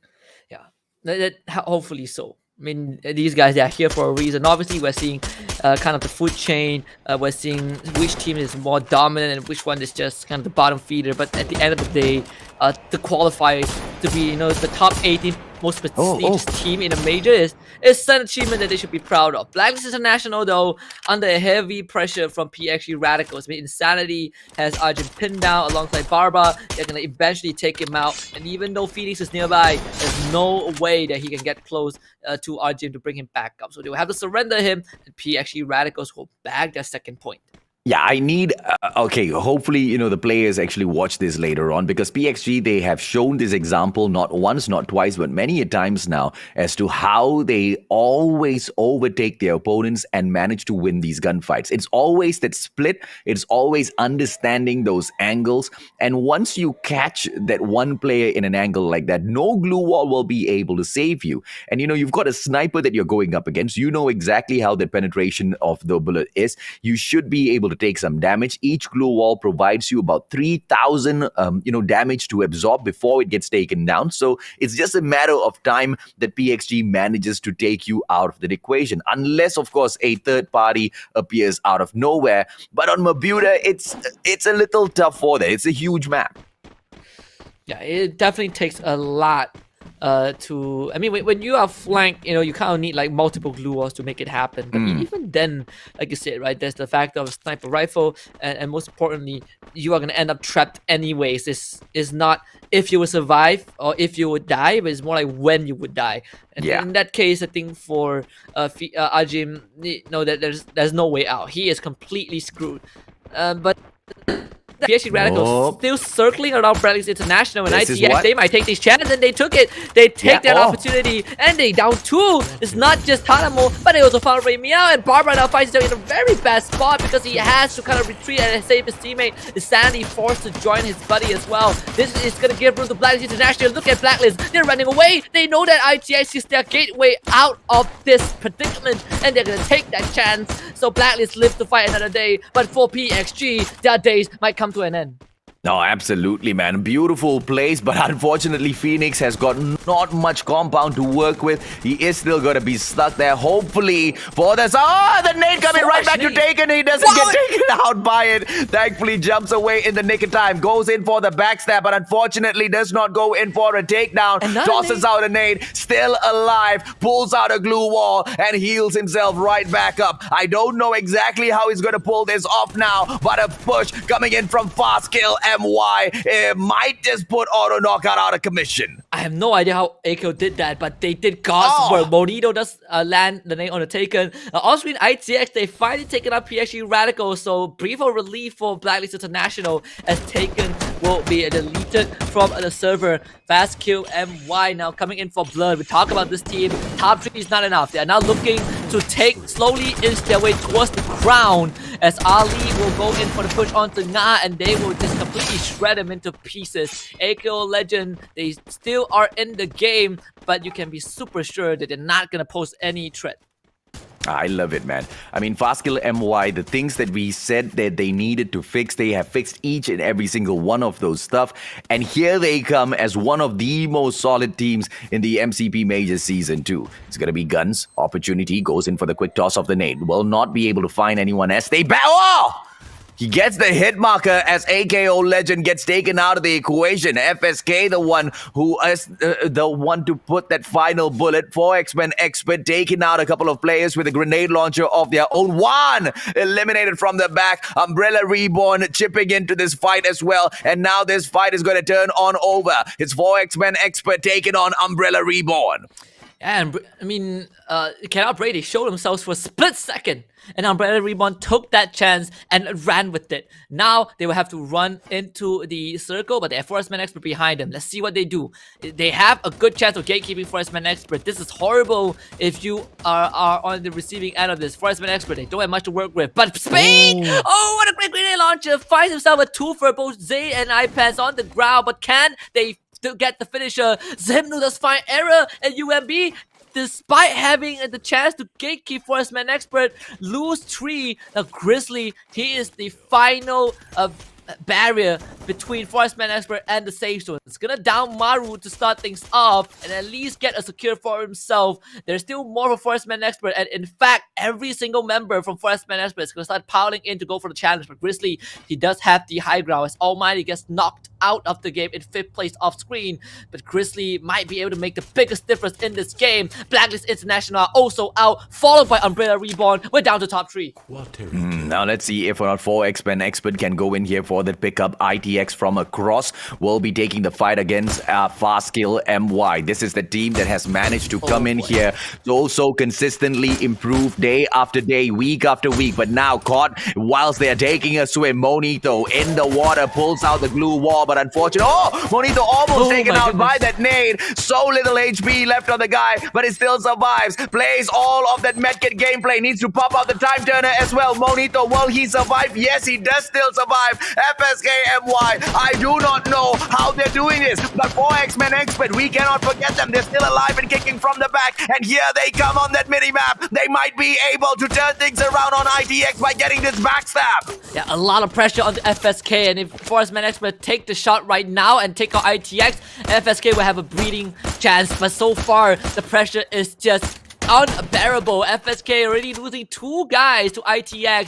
ITX, they need to make it quick though, because now they know Forest Man Expert is coming in from behind. 11 kills to that 8. 3 men left alive. Goku is going to use that glue wall, but he is also pressured by the blue zone. Everyone else is at the mercy of ITX. This might just be their game. Spady throws 3D down, but FSK, they will take that time to recuperate themselves, but they have not solved the equation of going up this high ground. It's a brutal journey because Forest Man Expert, they are out. This feels like an ITX game, but it's going to be a 4 versus 3 in favor of FSK. ITX with 13 kills to their name, and Yoon might just be the first one to go down. Shot still has full health. They do down a member from the side of FSK, but FSK, they're somehow winning this low to high ground fight. The nades are not connecting, and this is not good for ITX. They need a bit more time. They need a bit more accurate shots. FSK slowly pushing that lead.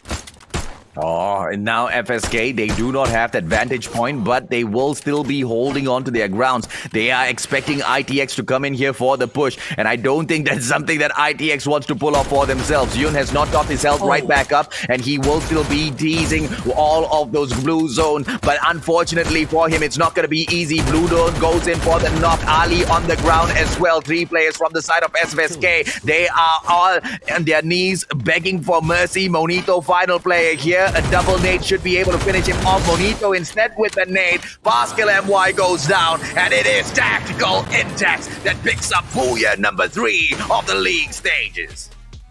best possible position for them to be in, and they played it to perfection. I mean, Fastkill MY, they, even though they didn't get the booyah, I'm not upset at all. I'm fine with them not getting the booyah because it is such a tough fight. It is such almost near impossible round for them to win. And if they win, it's great for Fastkill and Y. But if they finish in second, totally fine. It was ITX's game from the get-go, the moment we saw that final zone.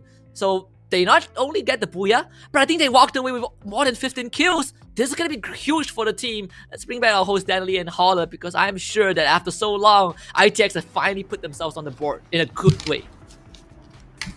Oh, they have. I mean, they're on the board so far. I think before the round started, they were sitting on 349 points, tied with 4 X-Men. So with this, they should be able to overtake Almighty. Yes. I think they would have been able to overtake Almighty after that abysmal display by that unfortunately blind bat on the roof. I didn't understand Almighty's play. Once again, at times they seem like they've turned over a new leaf, 180-degree change. They are so supreme out there on the battlefield. And then at times we get this sort of an Almighty. What do you think about that, Holler? Yeah, I think they kind of it's really hit or miss. I don't know what's wrong with the team, right? I don't know what the end decisions. It just doesn't seem to kind of add up. I think that they're kind of playing more on a gut feel more than anything else, and I think that that's what worries me, right? When you're playing up against these other teams that are at a top tier. But to tactical index point, Zipnu, or whatever you want to call this guy, let's call this guy a god at this point, because at this point he has the most amount of kills of any single match throughout the entire league. He had 11 kills. I actually think he might have had more, but we'll have to see at the end of the day. But when you get 11 kills on one team, like, some teams don't even get 11 points in a day, right? And the fact that he got it in by himself with all the kills, Zipnu just literally taking the team, putting it on his back, and carrying him throughout. Yeah, at this point, any team that manages to pick up that grenade launcher, as long as they're careful to not blow themselves up with it, they should be able to bag quite a number of points, Danny. And we've been seeing that all through the competition. The grenade launcher is the meta. It's not just the grenade launcher, it's grenades in general. And I love how teams are using it. They're using it because last time it was all about the glue balls. Who had more glue balls, who had the better placed glue balls. But now that you have grenades to, as you consider it a soft counter really to glue walls, teams need to adjust to this new meta, and they can't purely rely on these two things anymore. They need to be creative moving forward. I mean, they've got to use their time turner more carefully, because if that's on cooldown, then what do you have? There's nothing that can really protect you from that AoE.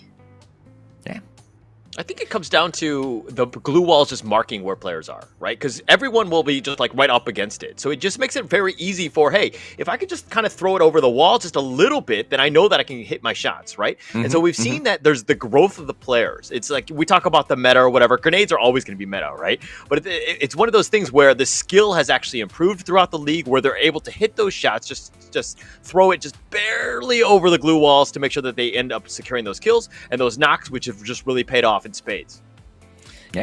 And I mean, even though Fastkill and didn't get the booyah, we saw the amount of fight they put up, right? I mean, they gave tactical index a run for their money. That could have easily gone bad. I mean, Fastkill had to swim across the river while getting shot from the top of the hill. I don't know how many million glue walls that they had, but the fact that they survived for so long, it all came down to, I can't remember who was it, but there was that one tactical index player that completely shut down, I think it was Shah, who completely shut down Fastkill MY's push onto that high ground with that LMG. I mean, if it's not for him, I think Fastkill MY would have actually been able to get close enough to make a difference. Yeah, and I thought 4X-Men Expert would be able to be the game changer for Fastkill MY in that position, right? But even at that point, Tactical Index, they handled 2 fights at the same time, and they did not lose momentum at all. Granted, yes, the blue zone was putting on a lot of pressure on 4X-Men Expert, but it was Tactical Index that took advantage of that, continuously placed that pressure, focused on 2 fights at the same time, and took the upper hand in that. They could afford to, though, because I was looking at their inventories and they had so many glue walls. Whereas Fastkill, I think they basically expended all their resources on the low ground just trying to outlast ITX. The ITX, because they had the high ground advantage, they were just like, it's fine, we'll just throw like a couple and then we're just going to be the ones to to be the aggressors. What can you do? They have the high ground advantage.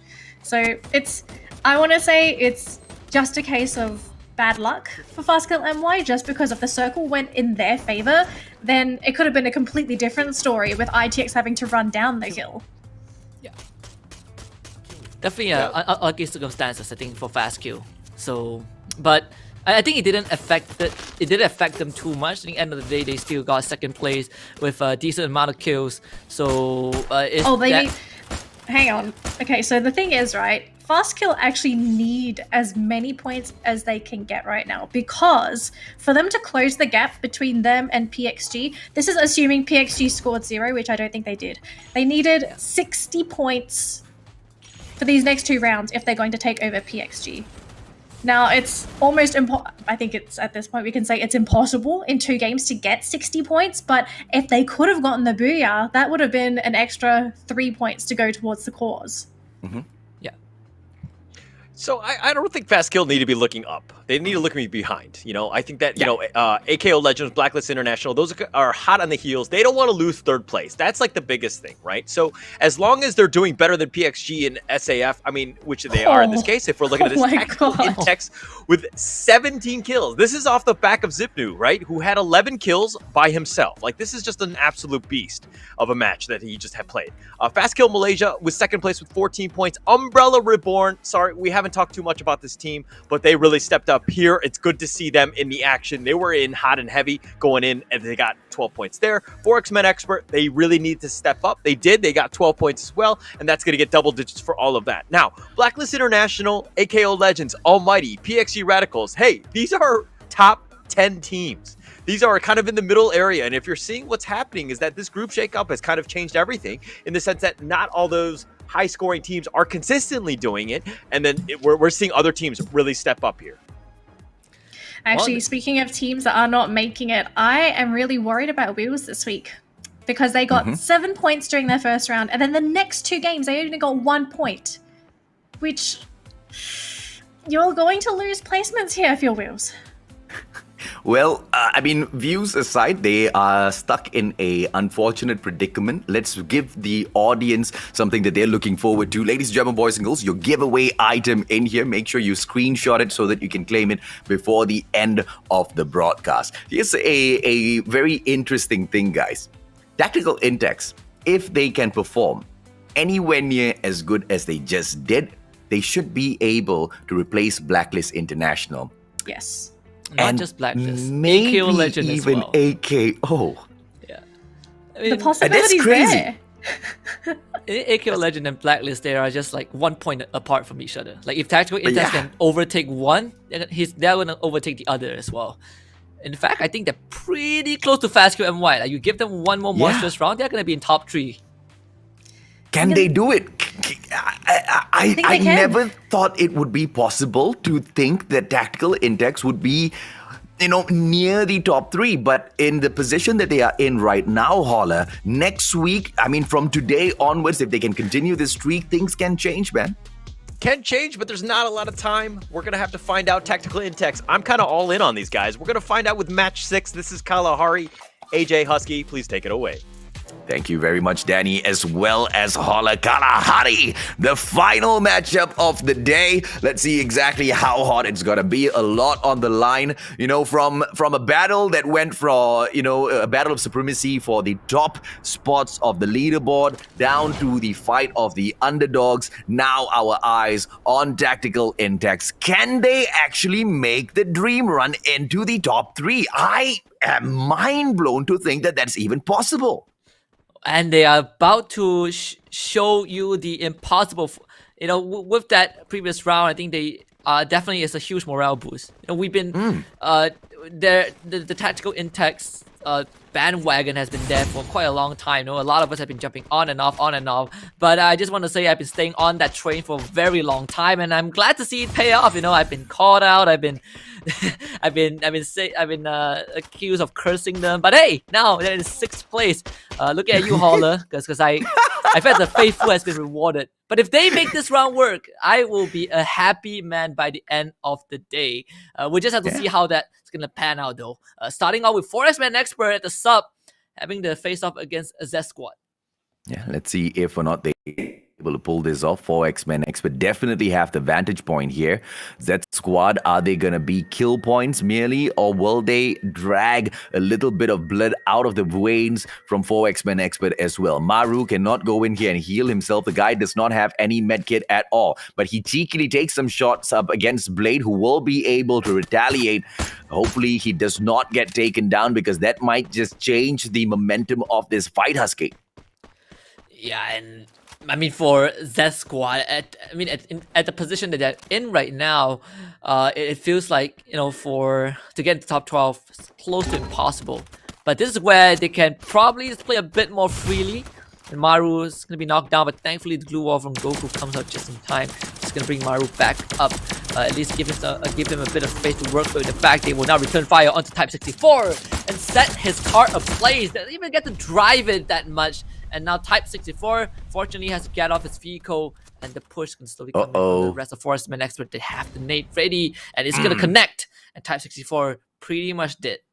Oh, beautiful play coming in here from, I believe, who was it? Maru earlier with the nade? Either one, Goku with the nade. But it doesn't matter. At the end of the day, the rest of the team members from Z Squad, they have backed away from this equation. They know they dropped their brother, but they had to sacrifice him in order to stay alive for a little bit longer. What are they fighting for? They are fighting for their lives. They are fighting for 57 points, because they need that in order to make it into the top 12. This one final match in here cannot give them that. One man down, the probability of them achieving that before the grand finals looks a little slim. Yeah, and even before that, if they cannot put themselves close to metrics, I mean, chances of them making it to the grand finals is pretty much non-existent. And we're looking at like almost a 40-point gap that they have to bridge, and they have not been able to do it just yet. You look at where Z Squad is right now, completely separated from one another. You have Forestman Expert on one side, Almighty on the other near Stone Ridge. Making it into the circuit itself, it's going to be a tall task for Z Squad. Now let's see what more will befall the side of PXG, as Auto Knockout is the contender that's right in front of them. A couple of shots coming in here towards PXG, I believe. Beautiful shots from the back, but it's not going to be able to get Insanity out of the equation yet. I am absolutely in love with Insanity's move. The guy goes onto a prone, heals himself, stands back up, and continues running. Perfect plays. This is why I love about battle royales in general. I mean, physics, right? I mean, probably the only kind of genre you would see someone get shot a couple of times, just casually wrap a bandage around their wound and be like, "Hey guys, I can fight once more." You know, you get shot in the head, yeah, wrap a couple of bandages and you're ready. You know, use the inhaler, you know, some extra oxygen to boost your mobility. It's kind of things that are really fun. Almighty still taking this fight up, but 4X-Men Expert out of nowhere from the back, taking out the boys from Cannot Brain. I guess they are finishing off that battle a little earlier this time round. So in that final zone, they don't really have to be watching out for them. Cannot Brain has been that one team that has been focusing on spoiling the plays of others, and they've been quite successful in doing so. But they are about to have the game spoiled for them for sure.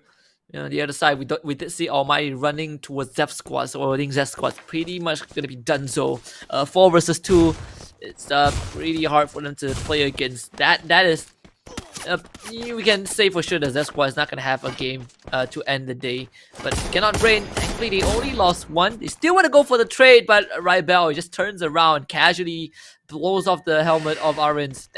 His team is there to bring him back up, but as I have said early on, Z Squad, no more. Unfortunate for Z Squad, they get caught up with a gunfight against Almighty. XPR, Cannot Brain still taking on 4X-Men Expert. Off screen is going to be Embalore going in for the snuff on Phoenix. Blacklist International don't look like they're doing too good. Views that one team that desperately needed to perform seems to be getting us into this stride. And see for XPR, they are, well, I was about to say that they are okay, but not too great. Forestman Expert coming in for the push, so this is gonna be the cleanup job for Forestman Expert. I mean, Cannot Brain, they're gonna run towards the second floor, but Forestman Expert slowly piling in. a matter of time before they finish off what they started. Oh, beautiful push coming through. Literally Reborn taking that fight up against ITX off screen, getting snuffed out, but on screen it's Cannot Brain that gets eliminated by 4X-Men Expert. It's the danger zone outside. 4X-Men Expert, they did not have much of a choice. They were forced to go in for the push, and they take that pressure on quite well. Yeah, they definitely did it with in the best possible fashion. I mean, it allowed them to have a lot more time in this round. 3 teams eliminated so far. We're down to just 9 out of the 12. I mean, for Wheels, they are hovering around Refinery, but the main area of that spot is taken over by AKO Legend. Yeah, let's see if or not they will be able to go in here and fight AKO for that position, or will they just hang back? So far, I don't think they are being pressured by the next safe zone. And, everybody's going to be fine and dandy. Even if they are pressured by the first zone, it's not going to be, too much of damage to tank. So they should be able to go in for a long flank. Taking the early engagements, regardless of who it is up against, really isn't worth it when you are in a position like Views is in. They cannot take any risk whatsoever, Husky. Definitely not. I mean, Blacklist International, Ray Miao from downtown snipes Ajim, who is trying to rejoin his team. But unfortunately, that will have to wait as the rest of Blacklist, Clanks and Cobra, the 2 lone survivors, actually running out of the circle. They wanted to go for the loot. It will restock, but look at what PXG Radicals is doing. They're beelining towards the location of Blacklist International. It's going to really cut the distance down and put them so close to Blacklist. And in fact, PXG Radicals, they know they have the advantage. Clanks needs to make his final stand, and this is gonna be completely pushed by PXG Radicals. He has those double glue walls and the time turner, playing with all of those line of sight. He does have the grenade launcher, but so far he's not finding much in return, and he needs to get some shots off as quick as he can. Down to 2 more glue walls in his inventory as PXG Radicals. At least they slow down just for a while, but looking at the circle, Clank will still have to take the fight. The nade flying over his head, and Clank expanding all of his utilities, does down Insanity, but now with nothing left, Chana will spray him down with the Vector, and this is going to be all up to Cobra. But I think that was amazing plays coming out of Clanks, and now Cobra needs to go in and give him that backup. Clanks can still be picked up, but the numbers game not going to be looking great on Cobra at all. Pulls out the glue wall. Here comes Ramiel with the time turner. Should be able to put on a lot of pressure, but he steps straight into the time turner. Gets snuffed out either way. Ramiel with the kill, and PXG still strutting their way in towards the next zone. Blacklist International, on the other hand, they will continue to fall. Earlier, we were talking about Tactical Intex potentially with the opportunity to replace Blacklist International on the leaderboard. I think that might just happen. Auto knockout, are they going to get eliminated next? Because if they do, Tactical Intex will blow my mind today.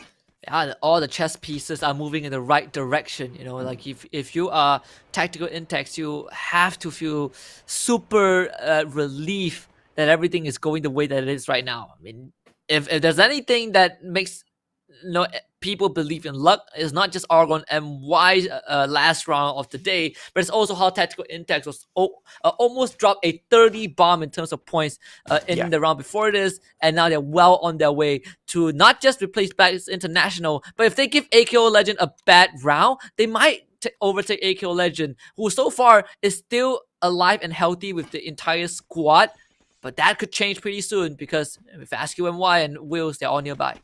Yeah, absolutely. And Views, who are so hungry, might actually be able to take out Auto Knockout. And I believe Views have got the better position as well. They do have the vantage point on them. 4X-Men Expert taking on Fast Kill MY. Are they going to be able to pile on to the points that they've managed to pick up in here so far? 4 more kills means they'll jump up to 9 points. Taken gets eliminated by JZ. Almighty's already starting the work by eliminating the player from Auto Knockout. Tactical Intex going to be smiling looking at the kill feed. Oh yeah, I mean, there's everyone who is a threat to them slowly being eliminated from the game one by one, whereas for them, they still have a lot of space to make it into the later stages of the game. Onito, though, not so lucky. It's this challenge between from FSK towards Forestman Expert not really working well in their favor, despite having the high ground. I mean, Ali does down Maru and get the finisher off. That is something that FSK can be happy about because Maru was completely out of position. But for Forestman Expert, the fact that they got a kill and they trade one, they still make it into the safe zone past Refinery, that is the trade I would take any day.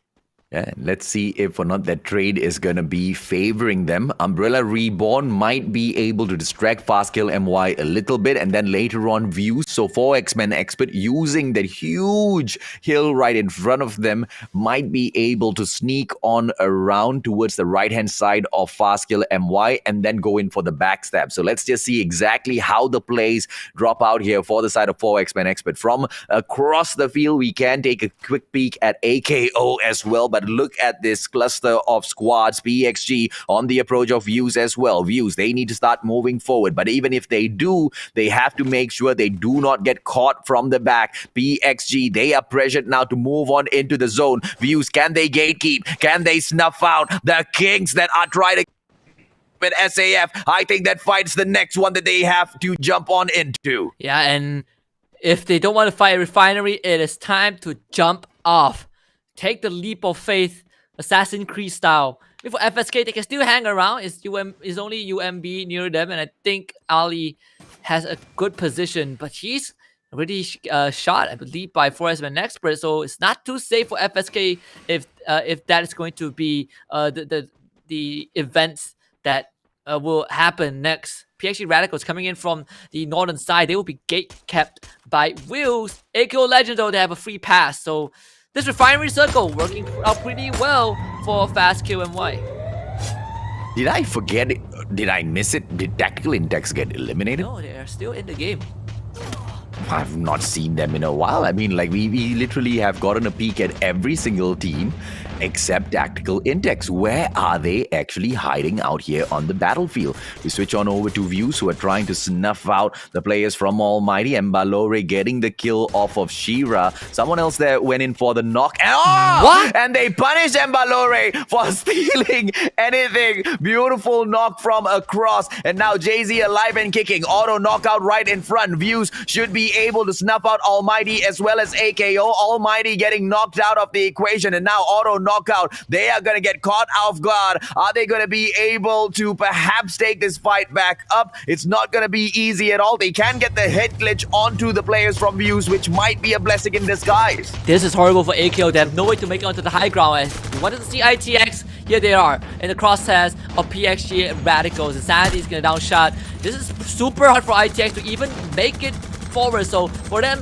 it's all about getting as much point as possible. They didn't wipe out Forest Man Expert to put themselves in a better position, but PXG Radicals proves to be a huge challenge, as now they would take the lead in terms of kills. Fast Q and Y completely getting ran over by UMB. How is this happening? I mean, Ali is the last man alive. His tactical index will finally be wiped out by Tanamo's grenade, but it's only a matter of time. Look at this circle, so deadly. It's between the high and the low ground, and it comes down to who can survive the long fight. PXG Radicals will have to take on AKO by hook or by crook, but everyone else is fighting in the compounds of Refinery.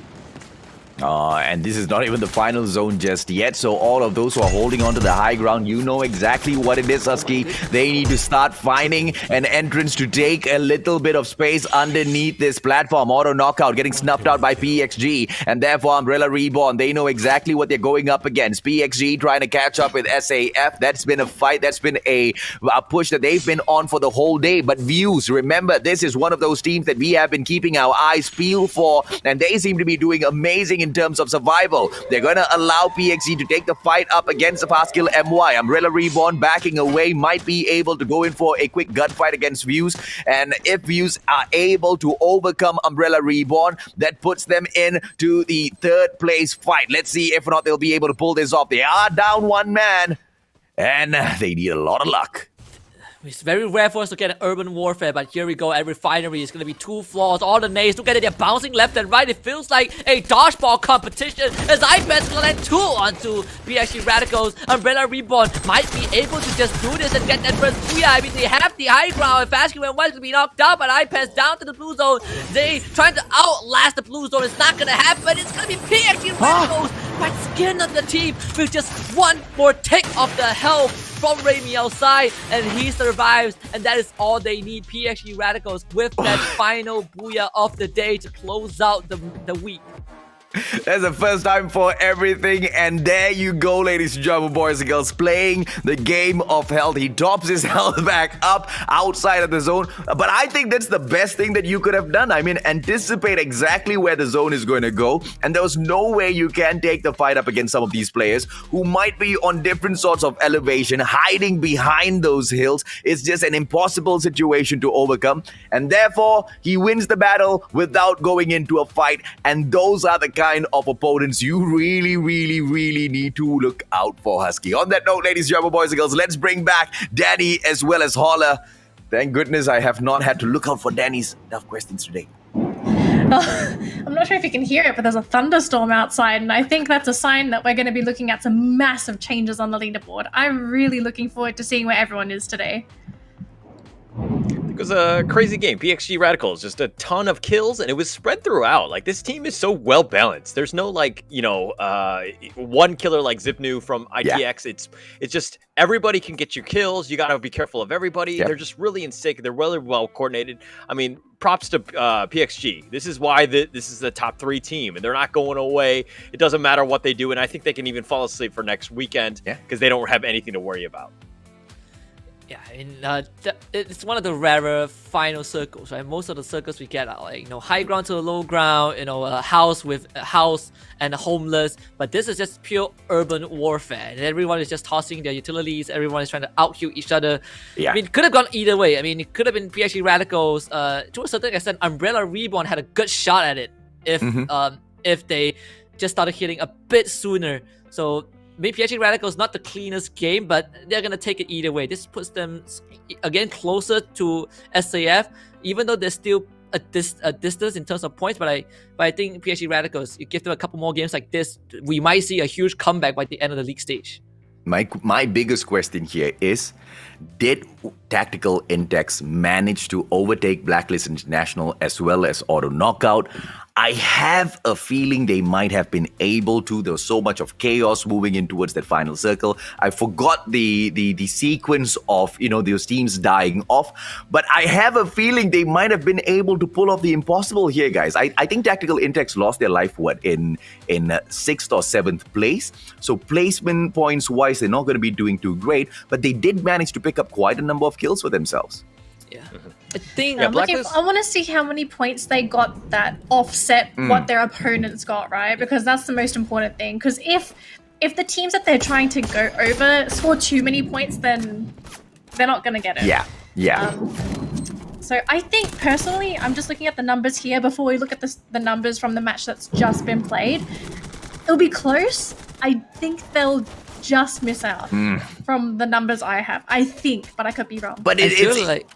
Sorry, go on, Husky. They probably would overtake Blacklist, but maybe not AKO because maybe. You know, Tactical Intex got taken out by PXG, so AKO kind of survived slightly longer. So maybe not AKO, but ITX is still going to be pretty close to AKO Legends regardless. Blacklist International, though, there's a huge chance that ITX won in terms of points just because Blacklist had a pretty underwhelming game. Yeah. All right, well, for the record, Blacklist was 9th, Tactical Intex was 6th, AKO was actually 5th, but we're going to find out in terms of round standings. PXG Radicals, of course, are the Booyah and the Monster 12 kills. Umbrella Reborn, big shout out to these guys. They're really stepping strong, and they're going to look to finish the league very strong, give a run for the money, try to do their best. Woos with 13, 4X-Men Expert 10, but Tactical Intex will get you the 8. Technically, that's higher, of course, and then the AKO Legend with a paltry 2. Are you kidding me, Blacklist?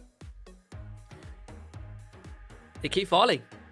It's like they go on to they take the slide, and you know they can't stop. They're still going down. I think Blacklist International, this is not the first time that they went on this downward spiral, but towards the end of the league stage, it hits different. You know, it's a bit scarier than time to hold your breaths.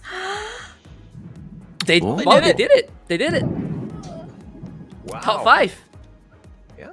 They made it in. I mean, 3 points above Blacklist International, but they're still only 3 points behind AKO Legend. They're really, it's going to be a rat race. I think that these 3 teams or so, I mean, Fastkill Malaysia kind of pulling away a little bit, but they're still within arm's reach, I would say, especially since we have 2 more play days ahead of us. But I think PXG, SAF, let's not even talk about those guys because they're so far ahead that there's really no chance for them. But hey, this is turning into a race just for the finish, making sure you're in the money, getting as much money as possible going in. But look at number 12.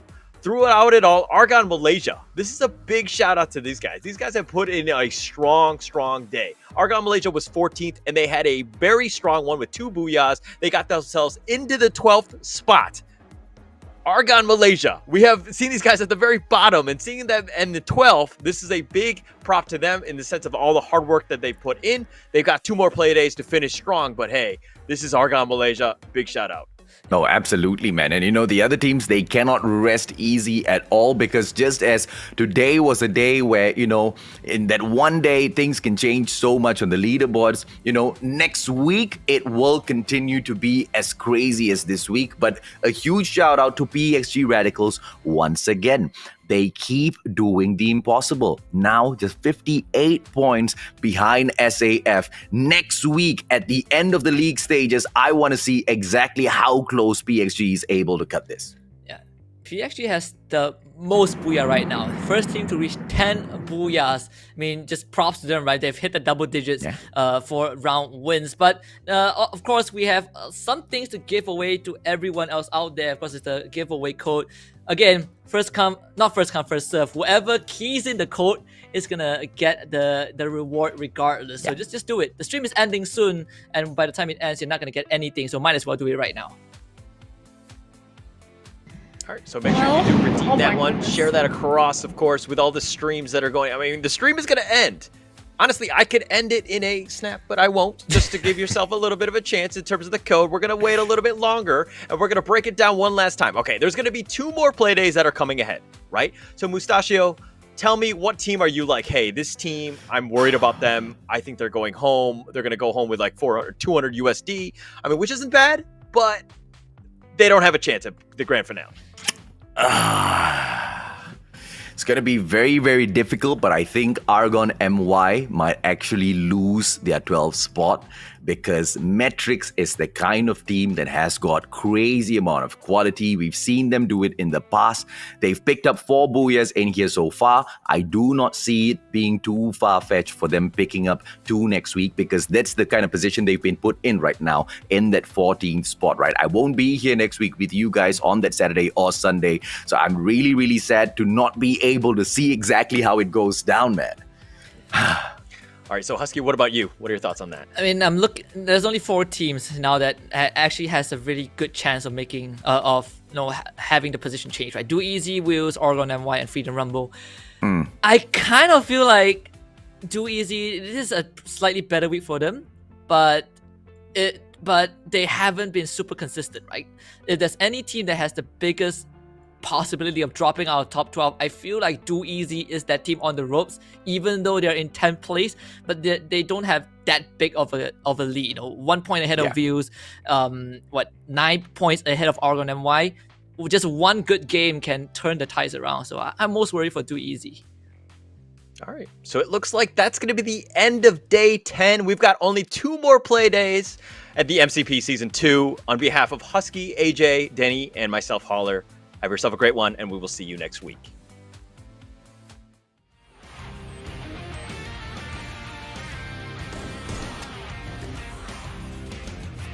When we show up, we're bringing it strong. There's nothing that can beat us. Yeah, we heard it all before. That cheap talk can't defeat us. Step on my toes, I get in your face. Nobody's ever taking our place. We're gonna tell you, you can't knock us down.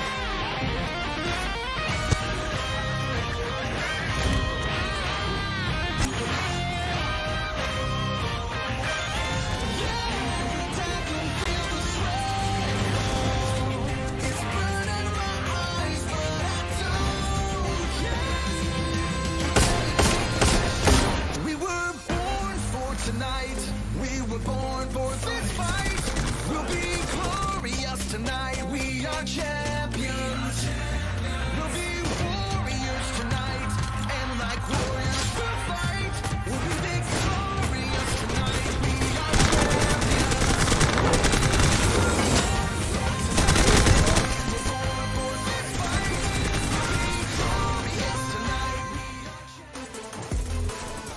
Quadruple kill.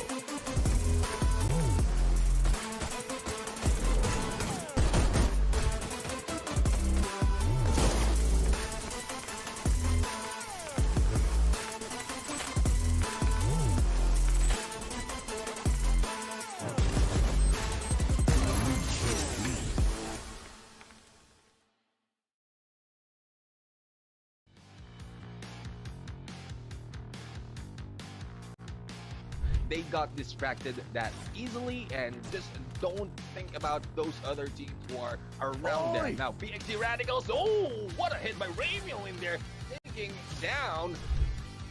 BR, it's a matter of time before they're out. So far, Batman has to train your 3-pointers. Yeah, got it. Exactly what's happening. Insanity might be able to cook that nade up and get a couple of knocks for himself. Beautiful as he gets the knock onto Ali, but he doesn't get the kill just yet. Yoon gets taken down. Matrix eliminated now. And PXG eliminates Fast Kill and Y. Away from the Tigers, you best believe they're gonna try and chase you down and fight you. But Wills, they don't care. In fact, they back 4 for themselves. And AKO also suffered some casualties. Wills, they're the biggest winner. They are the gatekeepers. You want to get past the street, you gotta pay the fine. Is at a very prime position, but then IPAN already having that triple kill is going to be very impressive. They need to really just approach this very smartly. Eliminated with a triple kill. Insects right here, the good accuracy. Oh, we have the pet blocking the position right now, and I hate that. Oh my goodness! Oh, that freaking fiery monkey blocks my view, bro. Dude, that's the first time I'm seeing a pet just throw a couple, just some sand in the eyes of their owner, bro. That's unfortunate, nephew. Hey, yo, Hugo.